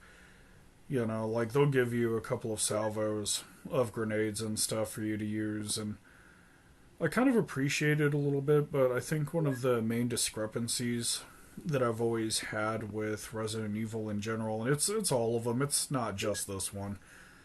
It's really weird because towards the beginning of the game, when you're just like starting the title and stuff, they sit there and they say, oh, you need to save all of your ammo and you need to pick your fights. And so what winds up happening is you pick your fights and stuff to such an extreme that at the end of the game you have tons of ammo. Like, even if I was running this on standard difficulty and stuff, right around now I would have tons of ammo. I would have a ton of pistol rounds. I would have a lot of shot shells. I would probably be slacking on the G rounds a fair bit. I wouldn't be touching the Magnum at all, you know, but point being is I wouldn't be hurting for ammo. And it's kind of weird because towards the end of the game they throw more and more enemies at you. So what winds up happening is you're literally sitting here and it kind of goes from survival horror, it kind of devolves into an action game a little bit.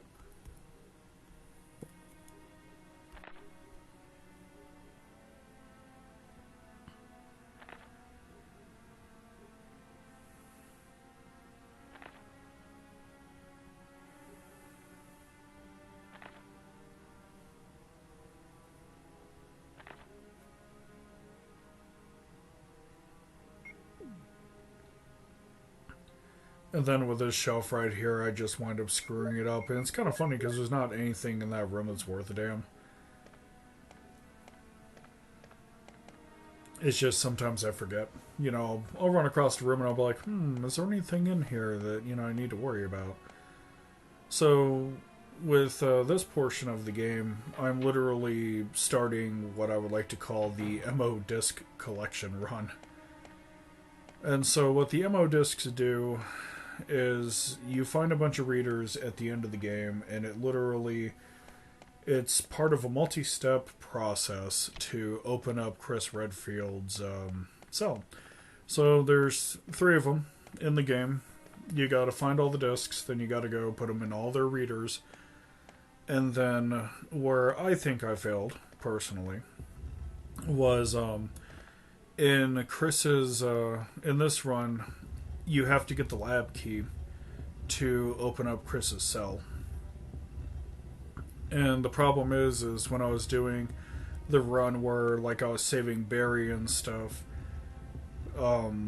Wesker's largely missing. He's not in the room with me and Barry when I go to fight the Tyrant the first time.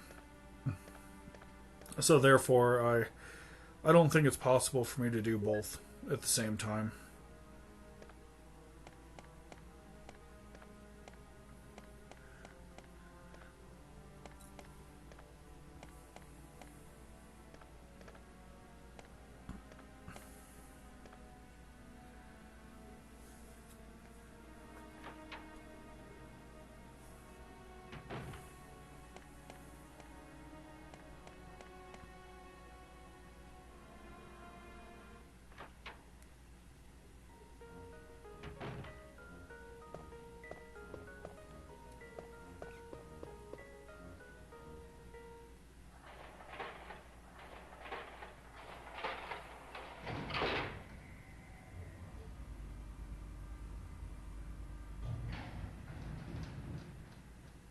So every time I go and I do a run of Resident Evil, this guy always winds up chewing on my ankle.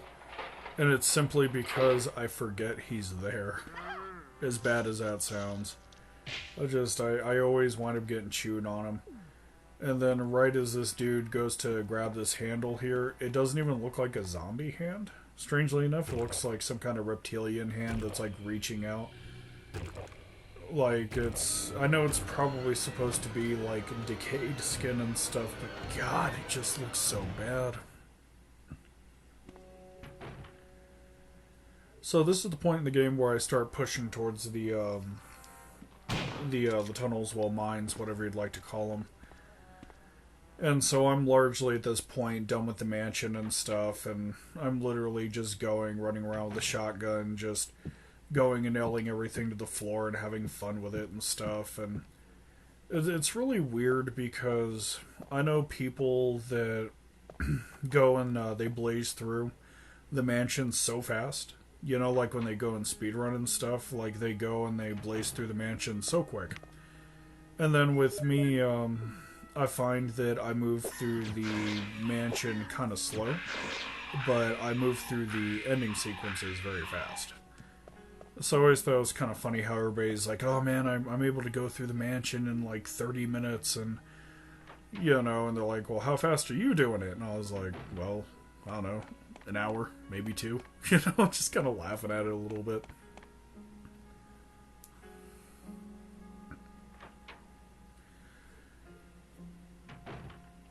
But no, it's kind of a hell of a thing and stuff, because I find that with the mansion and stuff, it goes by fast, but not too fast.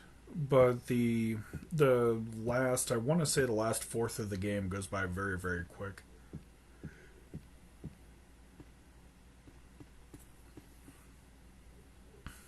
It goes by like quick enough for you to like not really want to blink or anything. I like what they did with the labs a little bit more in the remake. And that's largely because the labs were expanded on a little bit more. I find that like they wound up building up the last fourth of the game a fair bit on the remake. And I really appreciate that. I think, like, out of these last 2 sections that are coming up, I never really cared for the mines too much, or really at all for that matter. They are my least favorite area of the game.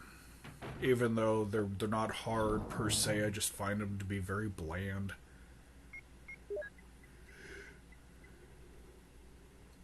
And then the labs themselves are actually really short. My first run, the labs actually felt really, really long. Like super long, like unnaturally long. And then I found with my subsequent runs, the labs are so short. Like we're talking like maybe 20 minutes, pushing it. But no, I would play the game more and more, and I would just realize, god damn, there's like nothing to the labs. Literally nothing to the labs. There's not really any enemies. There's like maybe 10 enemies down there. There's not really any sort of puzzle solving.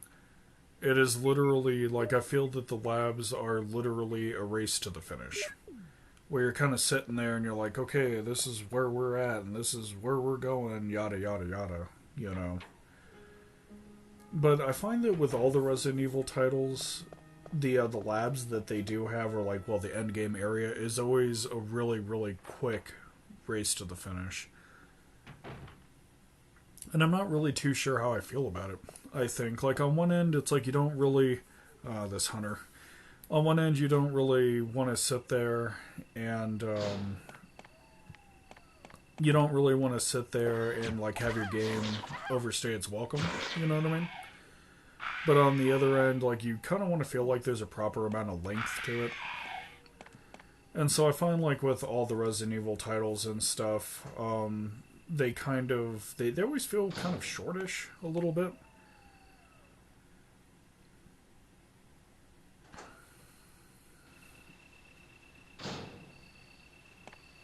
I think the I think the only one that felt really long, like really, really long, especially playing it on Village of Shadows difficulty, was probably Resi 8. All the other Resis, like, it doesn't really feel too long or too short. You know, like, it just feels kind of odd. But with Resi 8, man, that ending sequence, oh, jeez. It just kind of kept going and kept going. Like, Resi 7 kind of did it as well, but it wasn't as bad. It's just like little tiny oddball things here and there.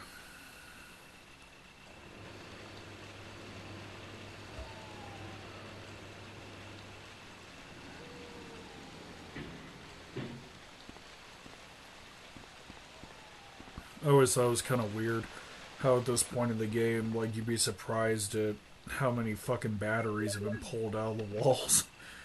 It's like, you know, it's like every elevator known to man has had the battery pulled out of the wall, and the battery is normally conveniently nearby or in the house. You never really know. It's just really strange.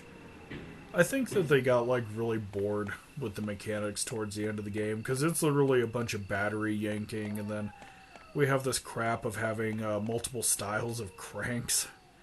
It's like we've got one that's a square crank, and then we got another one that's like hexagonal, and like I kind of have to like wonder towards the end of the game, were they like that bored? Where they were like, we need multiple of the same item, it just needs to be slightly different. Every elevator needs a battery. You know, like, they started getting kind of weird towards the end of the game. Like, I mean, granted, Resident Evil's kind of a weird game all by itself, you know, with, like, all the monsters and stuff, but, you know, when they started, like, going and doing the mines and stuff, it was really fucking strange, because they were like, okay, we're gonna have you use a crank to rotate the wall. And it's like, what the fuck is this? Like, I remember sitting down and looking at this crap, and I'm just like, who the hell signed off on this? I mean, I'm okay with the mutant freaks of nature and all the weird crap that happens in the labs, but who the hell signed off on the idea of, let's go ahead and take another style of crank that you have to collect, and we're going to have you rotate the walls with it, then dodge a boulder. Multiple times. It was just really, really strange. I don't really know what the hell they were thinking when they decided, oh, hey, we're going to do this now. And A moment ago, I heard it was just so someone's voice weird. coming from this hole. Like, part of me Let's go wants to together be since it's like, dark. you know, Can't they see were very trolling well. us, and then, like, another part of me is like, yeah, they were just fucking bored. Let's go. Okay, then I'm gonna cover you. Let's hurry. Hey, are you all right? It was just one of those I can things. go first if you want me to. So in this area, I think that Barry was kind of used Okay, really poorly. Let's go, Barry. Like, his I'm depending dialogue on is you. just, like, really stilted and stuff, and I mean, like, they try, it's really hard because, like, they try to make Barry a more, like, concrete portion of the story, especially towards the end. But I find that it's not done terribly well. And yeah, okay, you can make the argument of, oh, well, that's because it was, like, a new game that they were trying to make, and blah, blah, blah, but I think that the way that Barry is presented throughout this entire game is just very strange. His dialogue is normally really bad. You know, I don't know, like, you could try to make the argument of, oh, well, you know, he's supposed to be suspicious because he's the traitor and, like, all this other crap. But the thing is, like, even if they wanted to sit there and sell the idea of, oh, Barry is, like, a traitor that is, like, working for the other side kind of thing, I think that they could have done it more tastefully. Especially when it boils down to, like, Wesker's lines. Oh, Jesus Christ, Wesker's lines are so bad. And then the dialogue for this bloke right here is pretty fucking horrible, too. I think it's really strange how they did his lines. You're alive. Wait there. It's almost like they got everybody in the voiceover booth and they pretty much said, just say what's on the paper. We don't give a shit how you say it, just do it. You know, it kind of feels like that. And then the progression with Barry's really strange because, so, obviously this dude goes and he gets shot here in a second. Yep, there we go. And what winds up happening is Barry's like, hold on, I'm investigating. And I always thought that was kind of weird because, I don't know, if I was sitting there, right, and somebody got shot, I would be looking around for who did it. Chasing them down, possibly. And it's just really weird how Barry, like, he literally squats down right in front of this dude, right? Like, he just hardcore squats down and, like, he's just investigating him hardcore as hell. He's like, is this really a bullet wound, you know? Like, he's just sitting there eyeballing it, and it's just so strange how he goes about doing it. I love being an asshole to the hunters. It's just so damn gratifying. But, yeah, like, Enrico's, dialogue is really bad, too. Like, I'm not sure what the hell they were trying to do with it. Just so strange.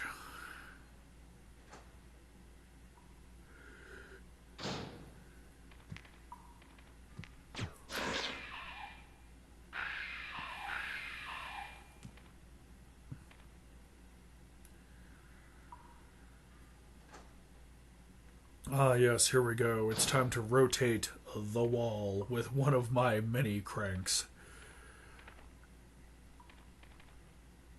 I think it's kind of funny as hell how, you know, Jill's just like going and cranking the hell out of this damn thing, and like I know that it's probably me just bitching for the sake of bitching, but you know, why would nobody be questioning crap like this?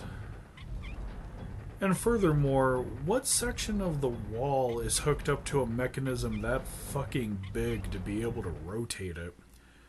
It's just insane.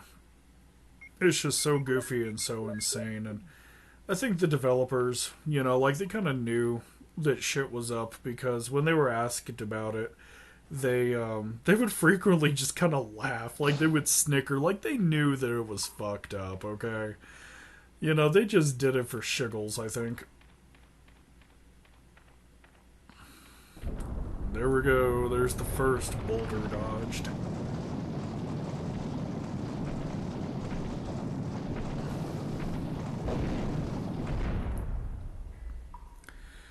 I think it's kind of funny how, like, they present the hunters as well, because they want to, they sort of try to present them as, like, brainless reptiles with a slightly, humanoid figure to them.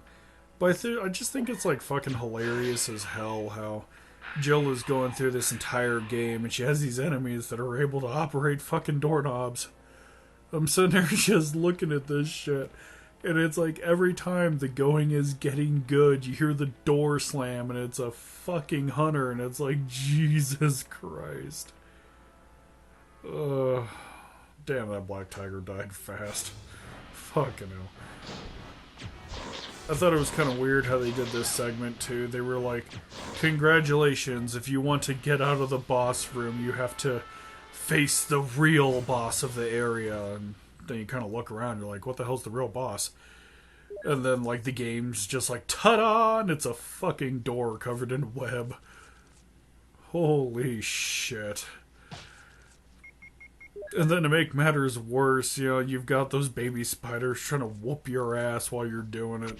It's just, it goes from bad to worse.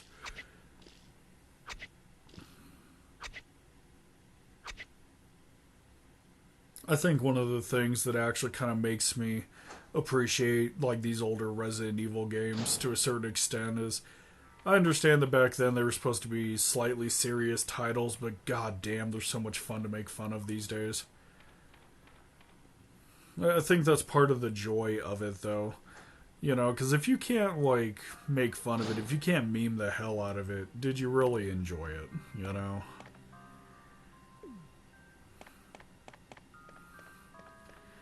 So it's like, congratulations, you have 2 combat knives, you have 2 cranks, multiple sets of shells. How do you feel? It's like, oh god, I don't want to do this shit. Like, I just don't.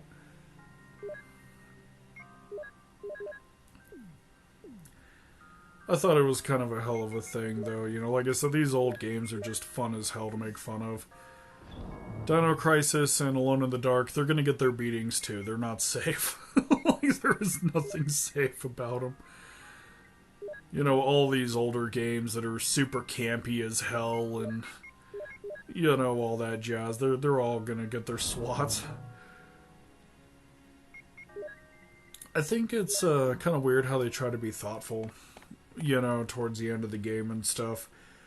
So the Black Tiger can poison you, you know, if you get hit and stuff, which, you know, poison's no good. And I always thought it was really nice how in that save room, well, that save/inventory room, how they just leave like a single blue herb there for you. I really liked it. I thought it was really, really thoughtful. It's kind of weird because some of this game is thought out really well.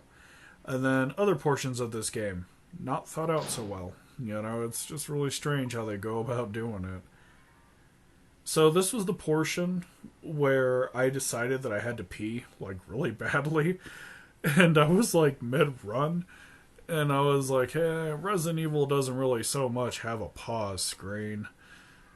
Well, how fast can I pee and come back? So I literally, I'm still recovering from foot surgery, right? So my bathroom is literally right next door to my bedroom. So I'm sitting here and I'm like, oh my god. And I'm trying to get up and go pee as fast as I can so I can come back, unpause the game, and continue with the long run. I had been holding it forever too. Like I English real good. I had done the previous long run and then I had started up this one immediately. So the previous one was 3 hours. This one was coming up on 3 hours pretty soon. It was like sitting at 2 hours and 23 minutes. So I literally was holding it the entire time. And so the first thing I saw when I came back was this section where I have to crank the fucking wall 3 goddamn times. Oh god, I hated this crap. It was just the worst. Like, out of all this shit that they could have thrown at me in this damn game, the worst enemy of this game is this fucking wall that I have to rotate. There was, like, no mercy either. Like, you got that boulder staring at you in the background, and the only thing that boulder's saying is, you know what's coming next, you know? It was just some of the worst, I think.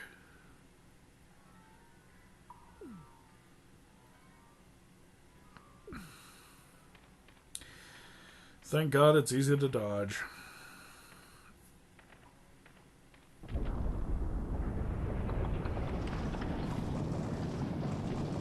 So this puzzle was kind of weird. It's almost like they were trying to get their money's worth out of the goddamn crank. So they literally decided to do like the majority of this area's puzzles literally around this damn thing. And so I didn't really mind this puzzle too much. I mean, it's just literally use the crank to have a pillar push the statue out long or far enough to, you know, go and push it over to the spot that it needs to be in. So I didn't really care for it too much. I think at this point I was kind of burnt out on the goddamn crank and I was just waiting for the time to literally just come where I can just go and toss that shit in the box and fucking forget about it.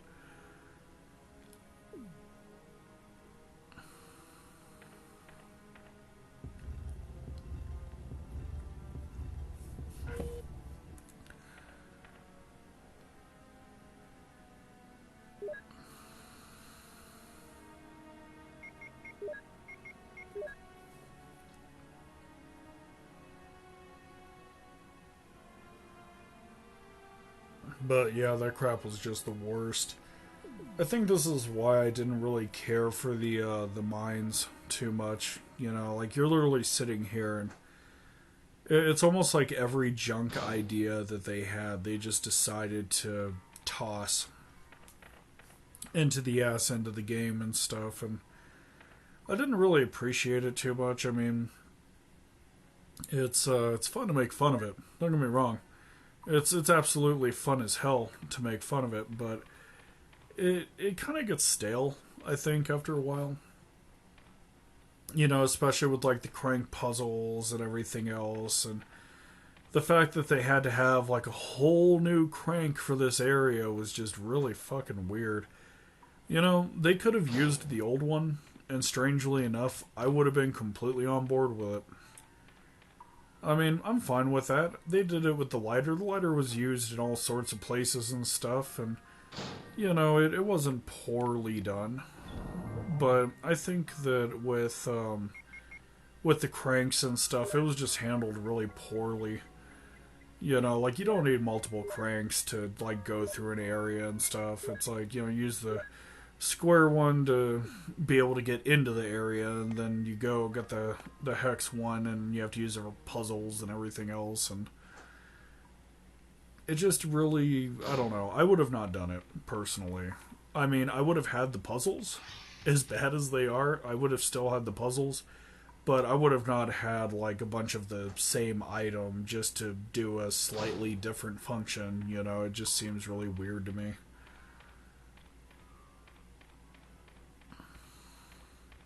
I feel that the batteries are overused as well. You know, like it's really I don't know.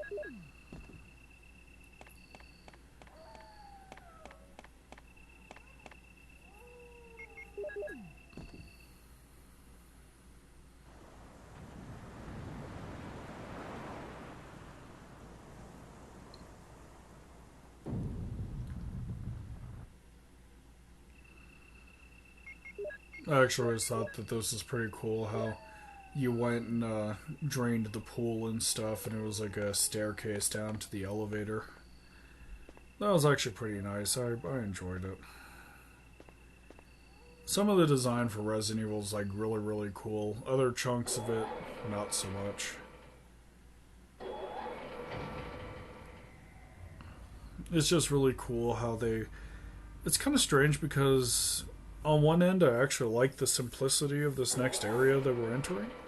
You know, the simplicity of the old lab, while boring, is actually kind of nice. But I really like how they overhauled it in the remake a fair bit. You know, like I like what they did with the puzzles a little bit more as well, and I like how they overhauled the slides that you can get as well. It just with the remake, it just kind of felt like everything was better. I mean, yeah, it was more complex, you know, and like we had puzzles inside of our puzzles and everything else, and you know, like I get it and stuff, but at the same time, it just felt right, you know. But it kind of gives credence to them because when they redid Resident Evil on the Cube, they were like, yeah, this is the Resident Evil 1 that we wanted to make. You know, with all the ideas that were just left on the cutting room floor, with all of the extra areas that we couldn't add in because at the time they were kind of struggling against the size of the PlayStation 1 CD-ROMs. You know, like Sony was trying to be like really strict with the copy protection, so instead of getting like the full 600-700 megs, they would literally lock it down to, I think it was a little under 400. And so as an end result, a lot of these games that could easily exist on, say, like one, maybe, you know, 2 discs pushing it, were spread out over 3 or 4 CDs. Especially like those old JRPGs and stuff.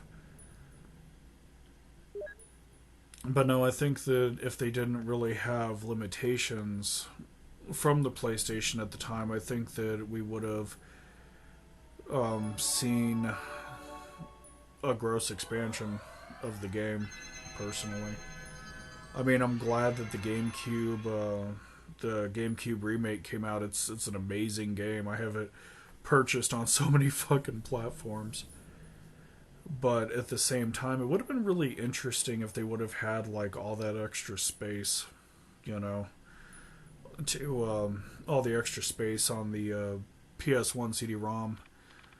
It would have been really interesting to see all those extra areas that they added in the remake done in the PlayStation 1 style, I think. It's just a case of what if, I think.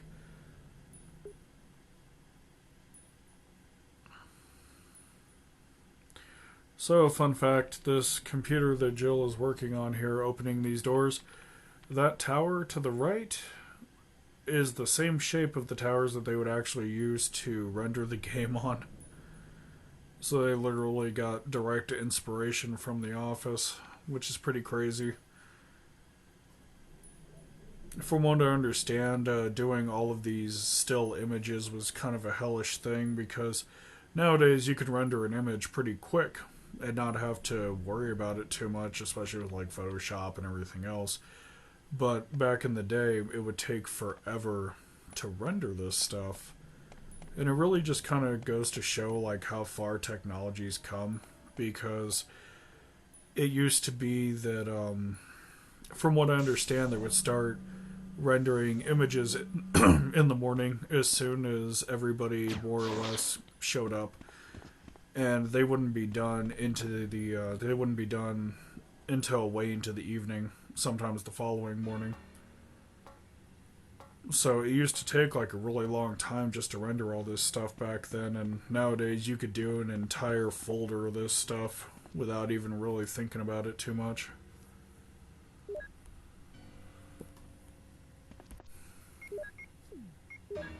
So it's really just kind of a hell of a thing, I think, you know, and it's really cool to see how far gaming has come, and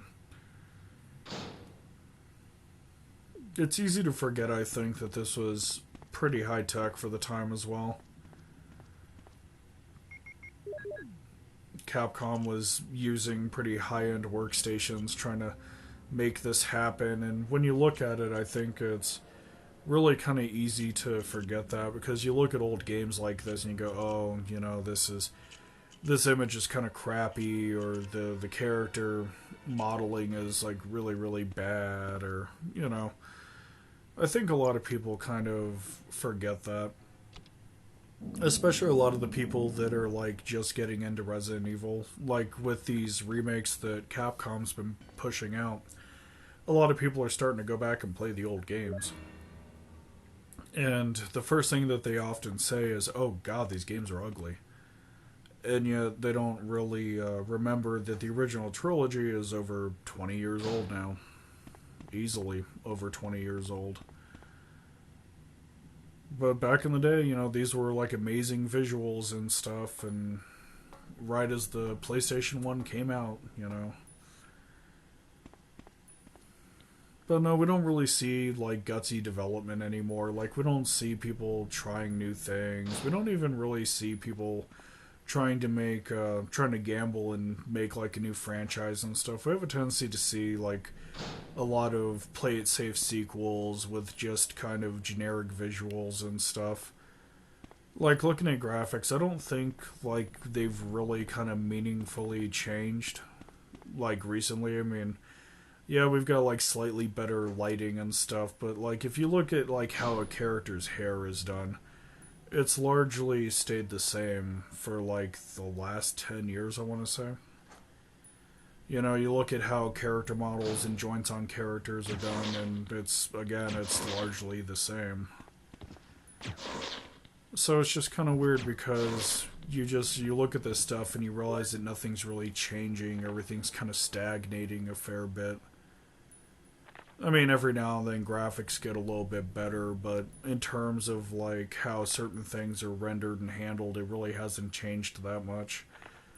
AI really hasn't gotten better either. Like the last time that I had an AI that was actually really, really good was, strangely enough, I was playing a game called Killzone, and the AI was pretty goddamn intelligent.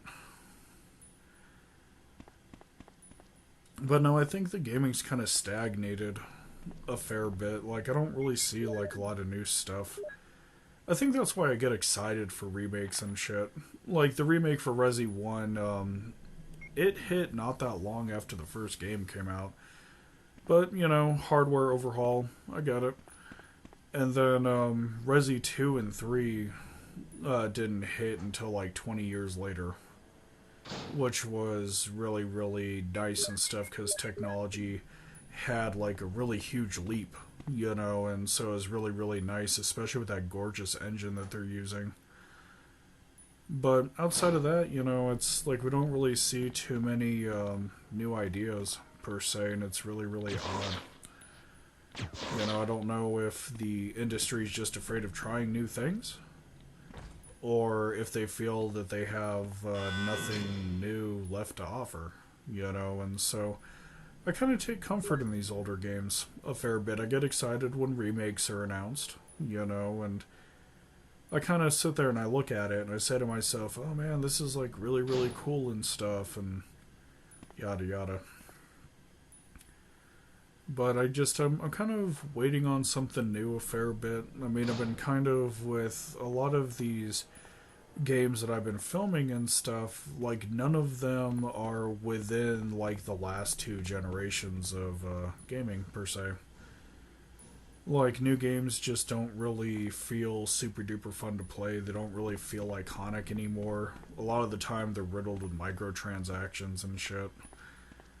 It doesn't really feel like the industry is really doing anything. Like they're not trying to innovate rendering. A lot of the music sounds incredibly generic. You know, I like these older titles because the scores for them are actually quite beautiful. Especially Resident Evil 2 and 3. Dino Crisis had an okay score as well. No, I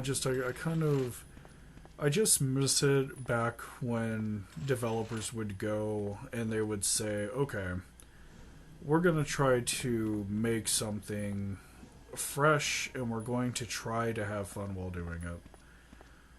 The only time I really see that anymore is with indie development. But with indie development, a lot of the games are bite-size. And quite a few of them don't really have like a lot of replay value.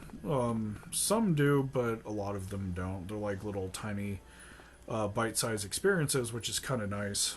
Especially with me getting older and stuff, not having a ton of time to go on like 80-hour adventures. But I find that gaming really just isn't what it used to be. That's why a lot of these long plays, when I decided that I was going to do a Blind Gamer long plays, I wanted to go and do things that I knew that I was going to have fun with. I didn't want to do games that had any sort of online presence. I didn't want to do games that, I didn't want to do games that had like microtransactions and tons of DLC and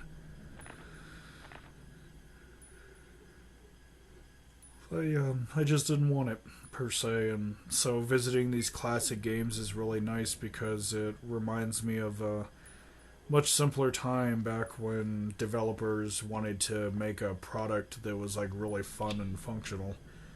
I mean, granted, there was a lot of shitty games back then as well, you know, I'm not even going to try to dispute it, but people actually tried to like finish the game that they were working on, that they were developing back then. Nowadays it's like, okay, well, we only shipped like half the game, the other half of the game's going to be DLC. We understand that the game is riddled with bugs, but that's okay because we'll patch it some 6 to 8 months down the line. Like gaming just doesn't really feel good anymore, which is why I play like a lot of these older games. So these older games, they're still fun, they're still classic, they're still iconic, and yeah, sure, maybe I'm looking at it through rose-tinted glasses a fair bit, which, you know, that wouldn't surprise me any. But they're still fun to play. I mean, yeah, they're hard, they're challenging, and They have issues all their own, but they're still enjoyable.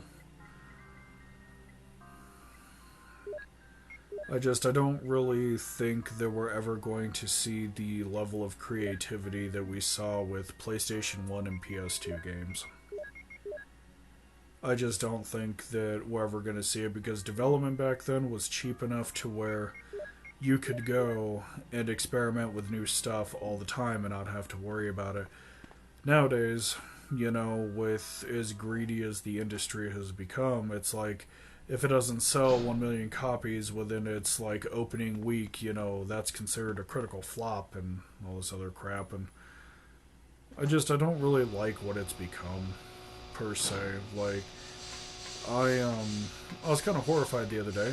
I was going through updating all my Resident Evil titles. I was updating the re-release of 6, 7, and 8. And then I had to update the remake for 2 and 3. And so I was like, why the hell, why the hell are these games being updated? They don't have issues with them. They were updated to stick a fucking advert in there for stuff that was coming. I was so damn disappointed with that. I mean, it's kind of cool that Capcom is doing like free DLC for some of the games. Like I know 7 got free DLC, 8 is actually slotted to get some free DLC pretty soon. But when you update the game just to stick in a purchase link for your new stuff, it's not really that great. I mean, I kind of grew up in the generation where if you got an update, it's because something was broken and bleeding and the developer didn't want it to be broken and bleeding anymore. Yeah, that's kind of the state of gaming currently, and it doesn't really feel good. I look at it and it's kind of like an eyesore. A little bit. So when I play these older games, it's like slipping on an old comfy pair of pants. Yeah, the pants may be old, they may be worn in, but at least you know what to expect with them. You know there's not going to be a lot of bullshit with them. It's just really good stuff. And I miss it. I miss it so much. So goddamn much. Unfortunately, the whole update to shove an advert in your game is becoming commonplace. It wasn't just Resident Evil that did it. I saw this with like Borderlands and a bunch of 2K games as well, like they won't fix the problems with the game, but they'll sure as hell push that update to shove that fucking advert in there. So I really, when I look at it, I kind of groan a little bit. And like, for those that are enjoying like modern gaming and stuff, I'm glad that you're able to enjoy it, but I find that a lot of older gamers that remember games back before the online presence had taken over, they're pretty fucking disgusted with it, myself included. Like, there's been plenty of times where I've sat down with a couple of friends of mine and we'll literally sit there and be like, what is this shit? And it's incredibly rare to find a complete game these days. Most of the time, they'll hawk it off as like a piece of DLC, or day one DLC is a hell of a thing. They're like, oh hey, we know the game just came out, but hey, buy this DLC that's been available since day one. And I've always kind of looked at it as, if you have DLC available on day one, then it should be in the game. It shouldn't be DLC. I can understand coming out with DLC some 3 or 4 months later. You come up with new content, you want people to buy it. That's fine, whatever. The thing that bothers me the most is when they release DLC on day one and they're like, oh yes, we have this ready for purchase. And then like they try to cite development costs and everything else, and I think Activision, 2K, and fucking EA are probably the worst in that regard. They just kind of sit there and are like, well, we need to keep making money, and I really get sick of that shit. I'm so goddamn tired of loot boxes.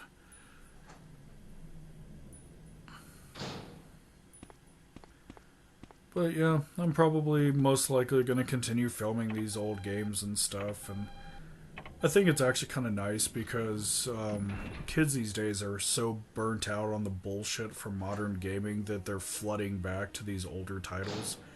And so we're seeing a really huge kind of retro revival, which is really nice. So my godson, in general, he's been like playing the hell out of these old retro games. Like every time he comes over, I load up OpenEmu for him and then get the Switch controller synced, and I'll let him play the fuck out of it. Like, I don't give a shit. I think it's great that he loves it.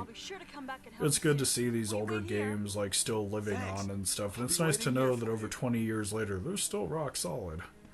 I mean, yeah, I'm sitting here making fun of them, but they're still solid nonetheless.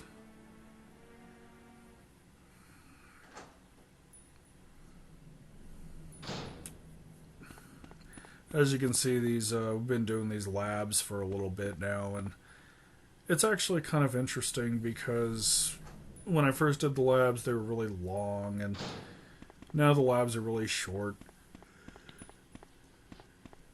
Sometimes I get turned around in them and stuff, and it's kind of rough. You know, but I think that I'm doing alright. Like, I'm making good time with it and stuff, and having fun with it, even though I'm making fun of it.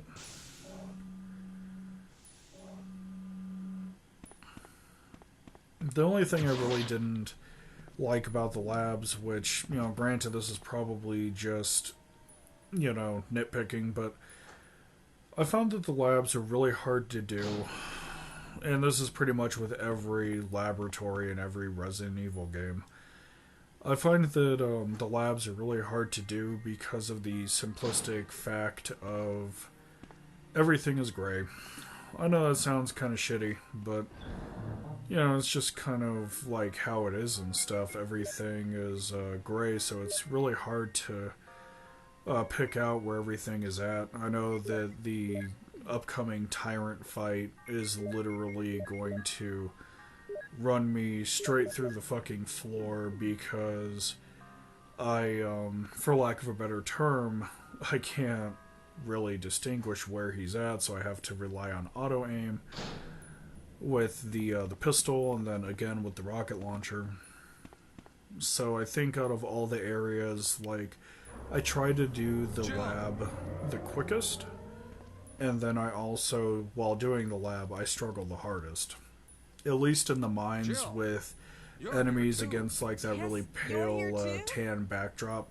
They were kind of easy to poke out, you know, like especially the hunters and stuff. You could literally poke them out in the middle of that tan backdrop and just hose them down with a grenade or two, and it wasn't so bad. But I found that with the labs and stuff, the labs kind of work against me in multiple ways, especially with Jill's outfit being the way that it is. They're all like really bland colors,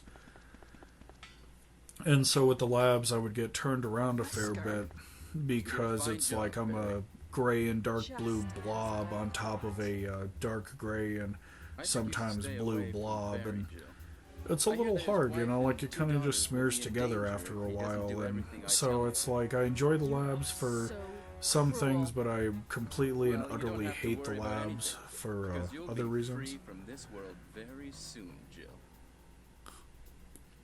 I just wish the labs had a little bit more high contrast to them per se. I mean, granted, that's probably asking a lot given the nature of this particular area that we're in, but it's still something that I would have liked to see, I think. That's why having stars nosing about is so inconvenient. So you're a slave of Umbrella now, along with these virus monsters. I think you misunderstand me, Jill. To me, the monsters you mention mean nothing. I'm going to burn all of them together with this entire laboratory. I must complete my mission as ordered by Umbrella. Barry, go up on the ground and wait there. Barry!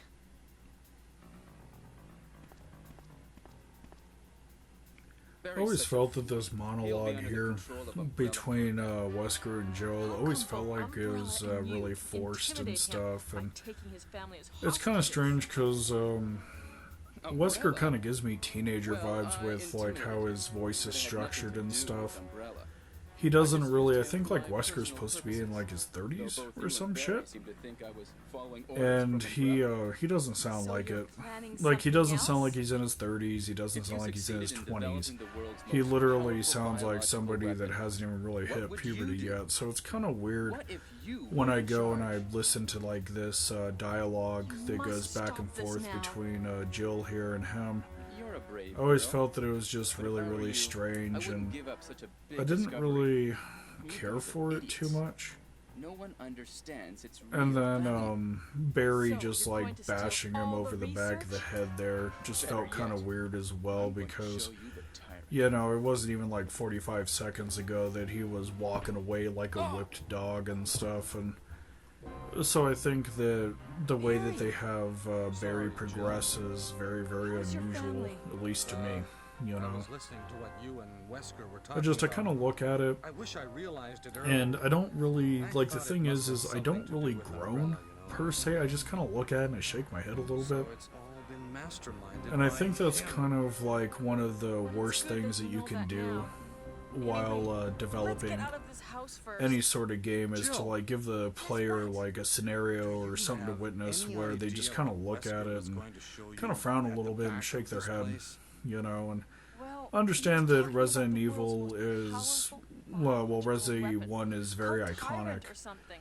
You I know, think. because it came out in a time where we didn't think we really could have see like a lot of these Tyrant games, you now? know, so it was like it was trend-setting Barry, you're in many so ways. optimistic. But the problem that I It would be have bad for is, stars you if we know, let such a dangerous just creature because run loose. it's old and Maybe you're right. revered and stuff Let's and go then. everything else, it doesn't really mean that it's above scrutiny. I mean, I think that personally, as a fan of the entire franchise, well, of survival horror in general, I always like to scrutinize various games that I've played and stuff because I feel that, you know, as a gamer, you'd want to see things get like slightly better or be done better.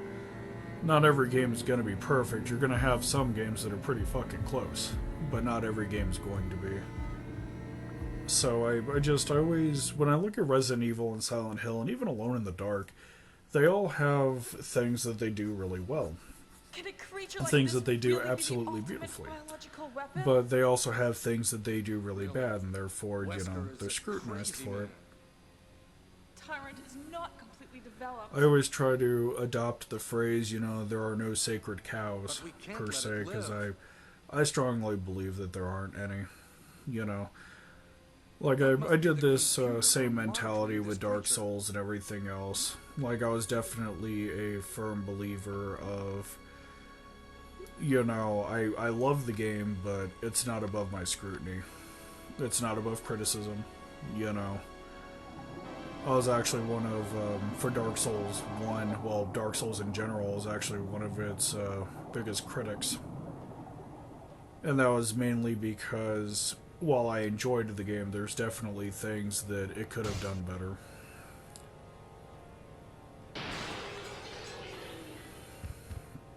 I always thought that the Tyrant here was actually really cool. Back when I could see him adequately, I actually really liked his design and stuff, how he had that overgrown heart poking out of his chest and stuff, and then, the vasculars would run all over his face and such.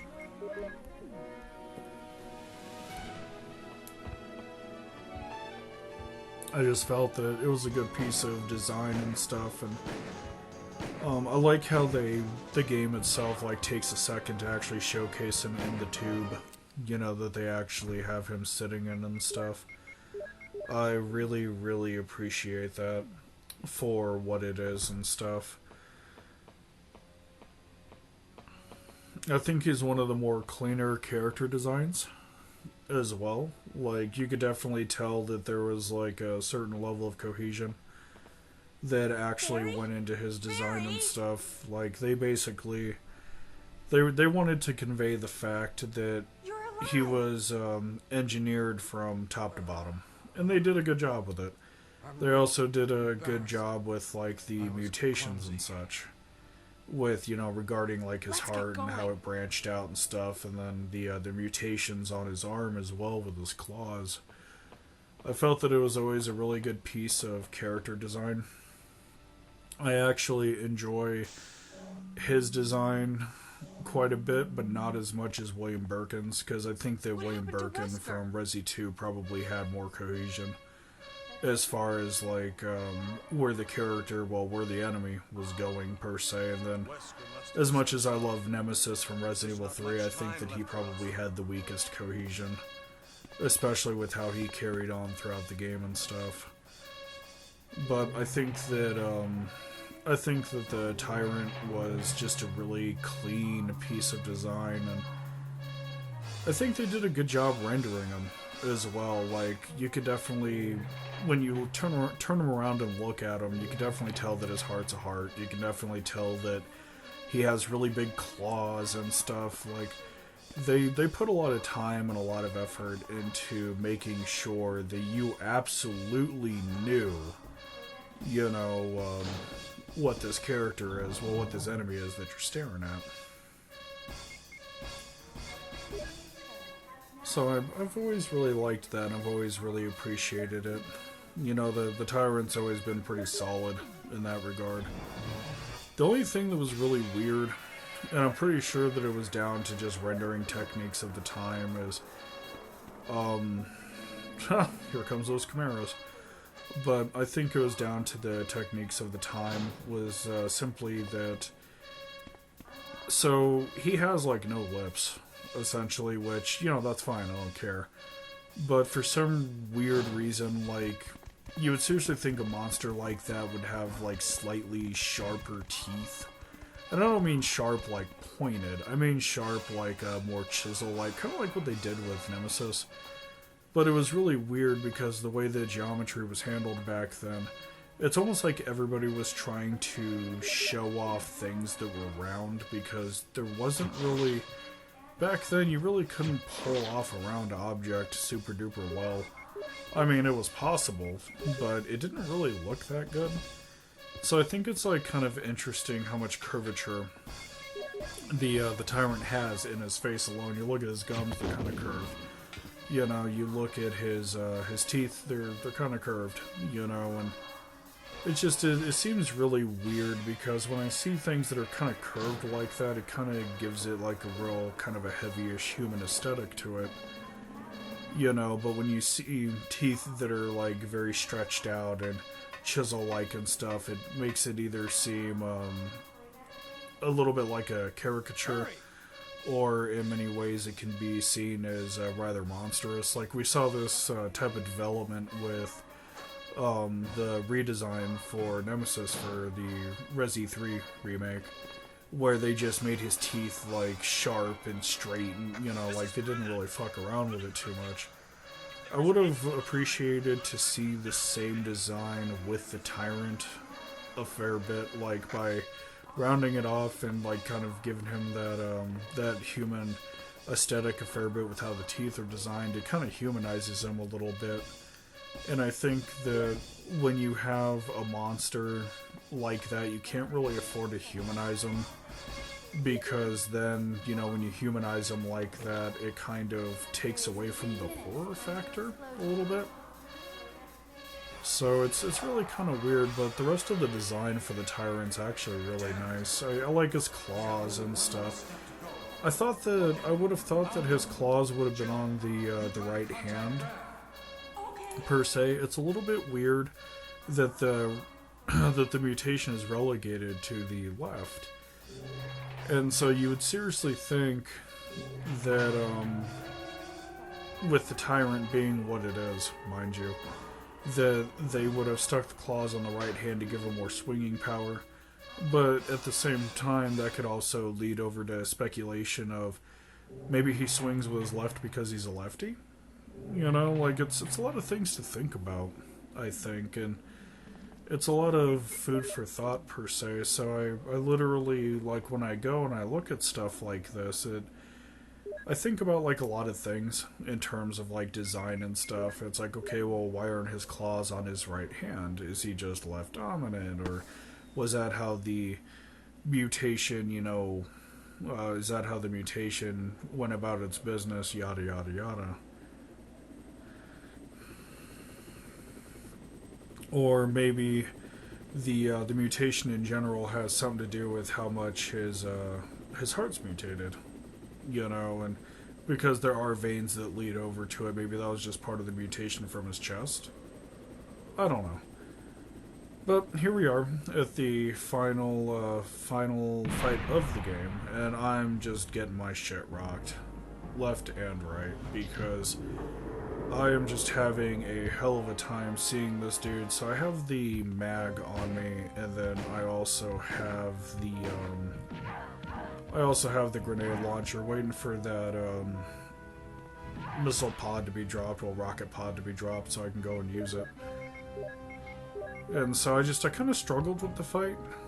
Like, back when I was going and doing my thing, trying to beat him when I was younger and stuff. He was a hard fight and stuff, but he wasn't, like, batting me all over the fucking place like this. So I was kind of struggling to see him a fair bit. And I was kind of, like, at the point where I was like, alright, you know, let's just go ahead and get the rocket, take his ass out, call it a day, more or less.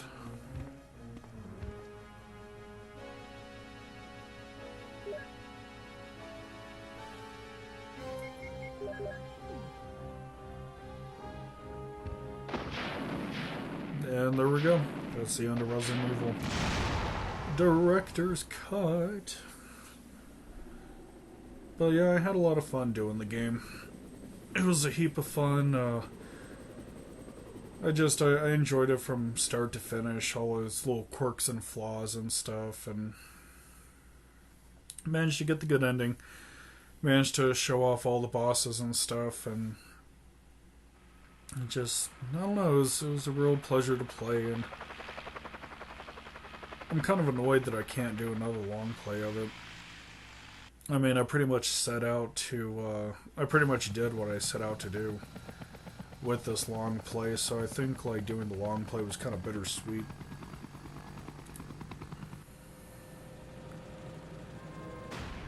God, man, Barry's actor is such a goofy dude. Jeez. I forgot to bitch about the costumes. Damn, I should just go and redo this commentary and just bitch about the costumes for 3 hours. My wife and kids, they always wait up for me. Even today, eldest daughter. But no, I was actually really surprised that this run went as well as it did and stuff. 0 deaths, 0 saves. Playing it on beginner, which I know I'm probably gonna catch a lot of shit for and stuff, and I always thought that these credits back then were pretty strange as well. Like, I thought it was kind of funny how the Japanese were so worried about talent being poached that they literally would not use people's actual names a lot of the time in the credit. We saw it a lot with people that were, like, really good programmers and stuff and everything else. I just thought it was really weird. The whole thing in general was just very, very, very odd. Like, I don't think I've ever heard of an instance where somebody was like, oh my god, we want that cheesy actor who played Chris Redfield, get him on the horn, we're taking him from Capcom, and it's just so strange. But it's just how the times were back then. It was going on long before Resident Evil was ever released. Hell, we saw this all throughout all the 2D gaming era, more or less. And it carried over into the 3D gaming era a little bit. I don't think they actually stopped doing it until the 2000s hit. But yeah, just strange stuff.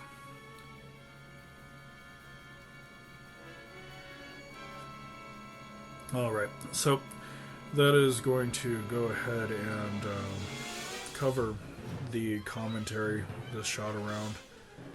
So I'm still recovering from illness a fair bit, so my voice still sounds like shit. But that is okay. I am slowly but surely getting over it.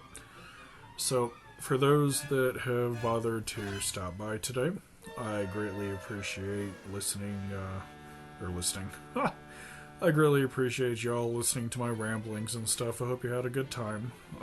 We've got a couple more games planned down the pipe, and so I am going to try to do Dino Crisis as well as maybe, if I'm lucky, Alone in the Dark. But Alone in the Dark has some really weird environments that I don't really think that I am going to be able to navigate through. But I've got plenty of time between me, like the date that I want to release it on, and now.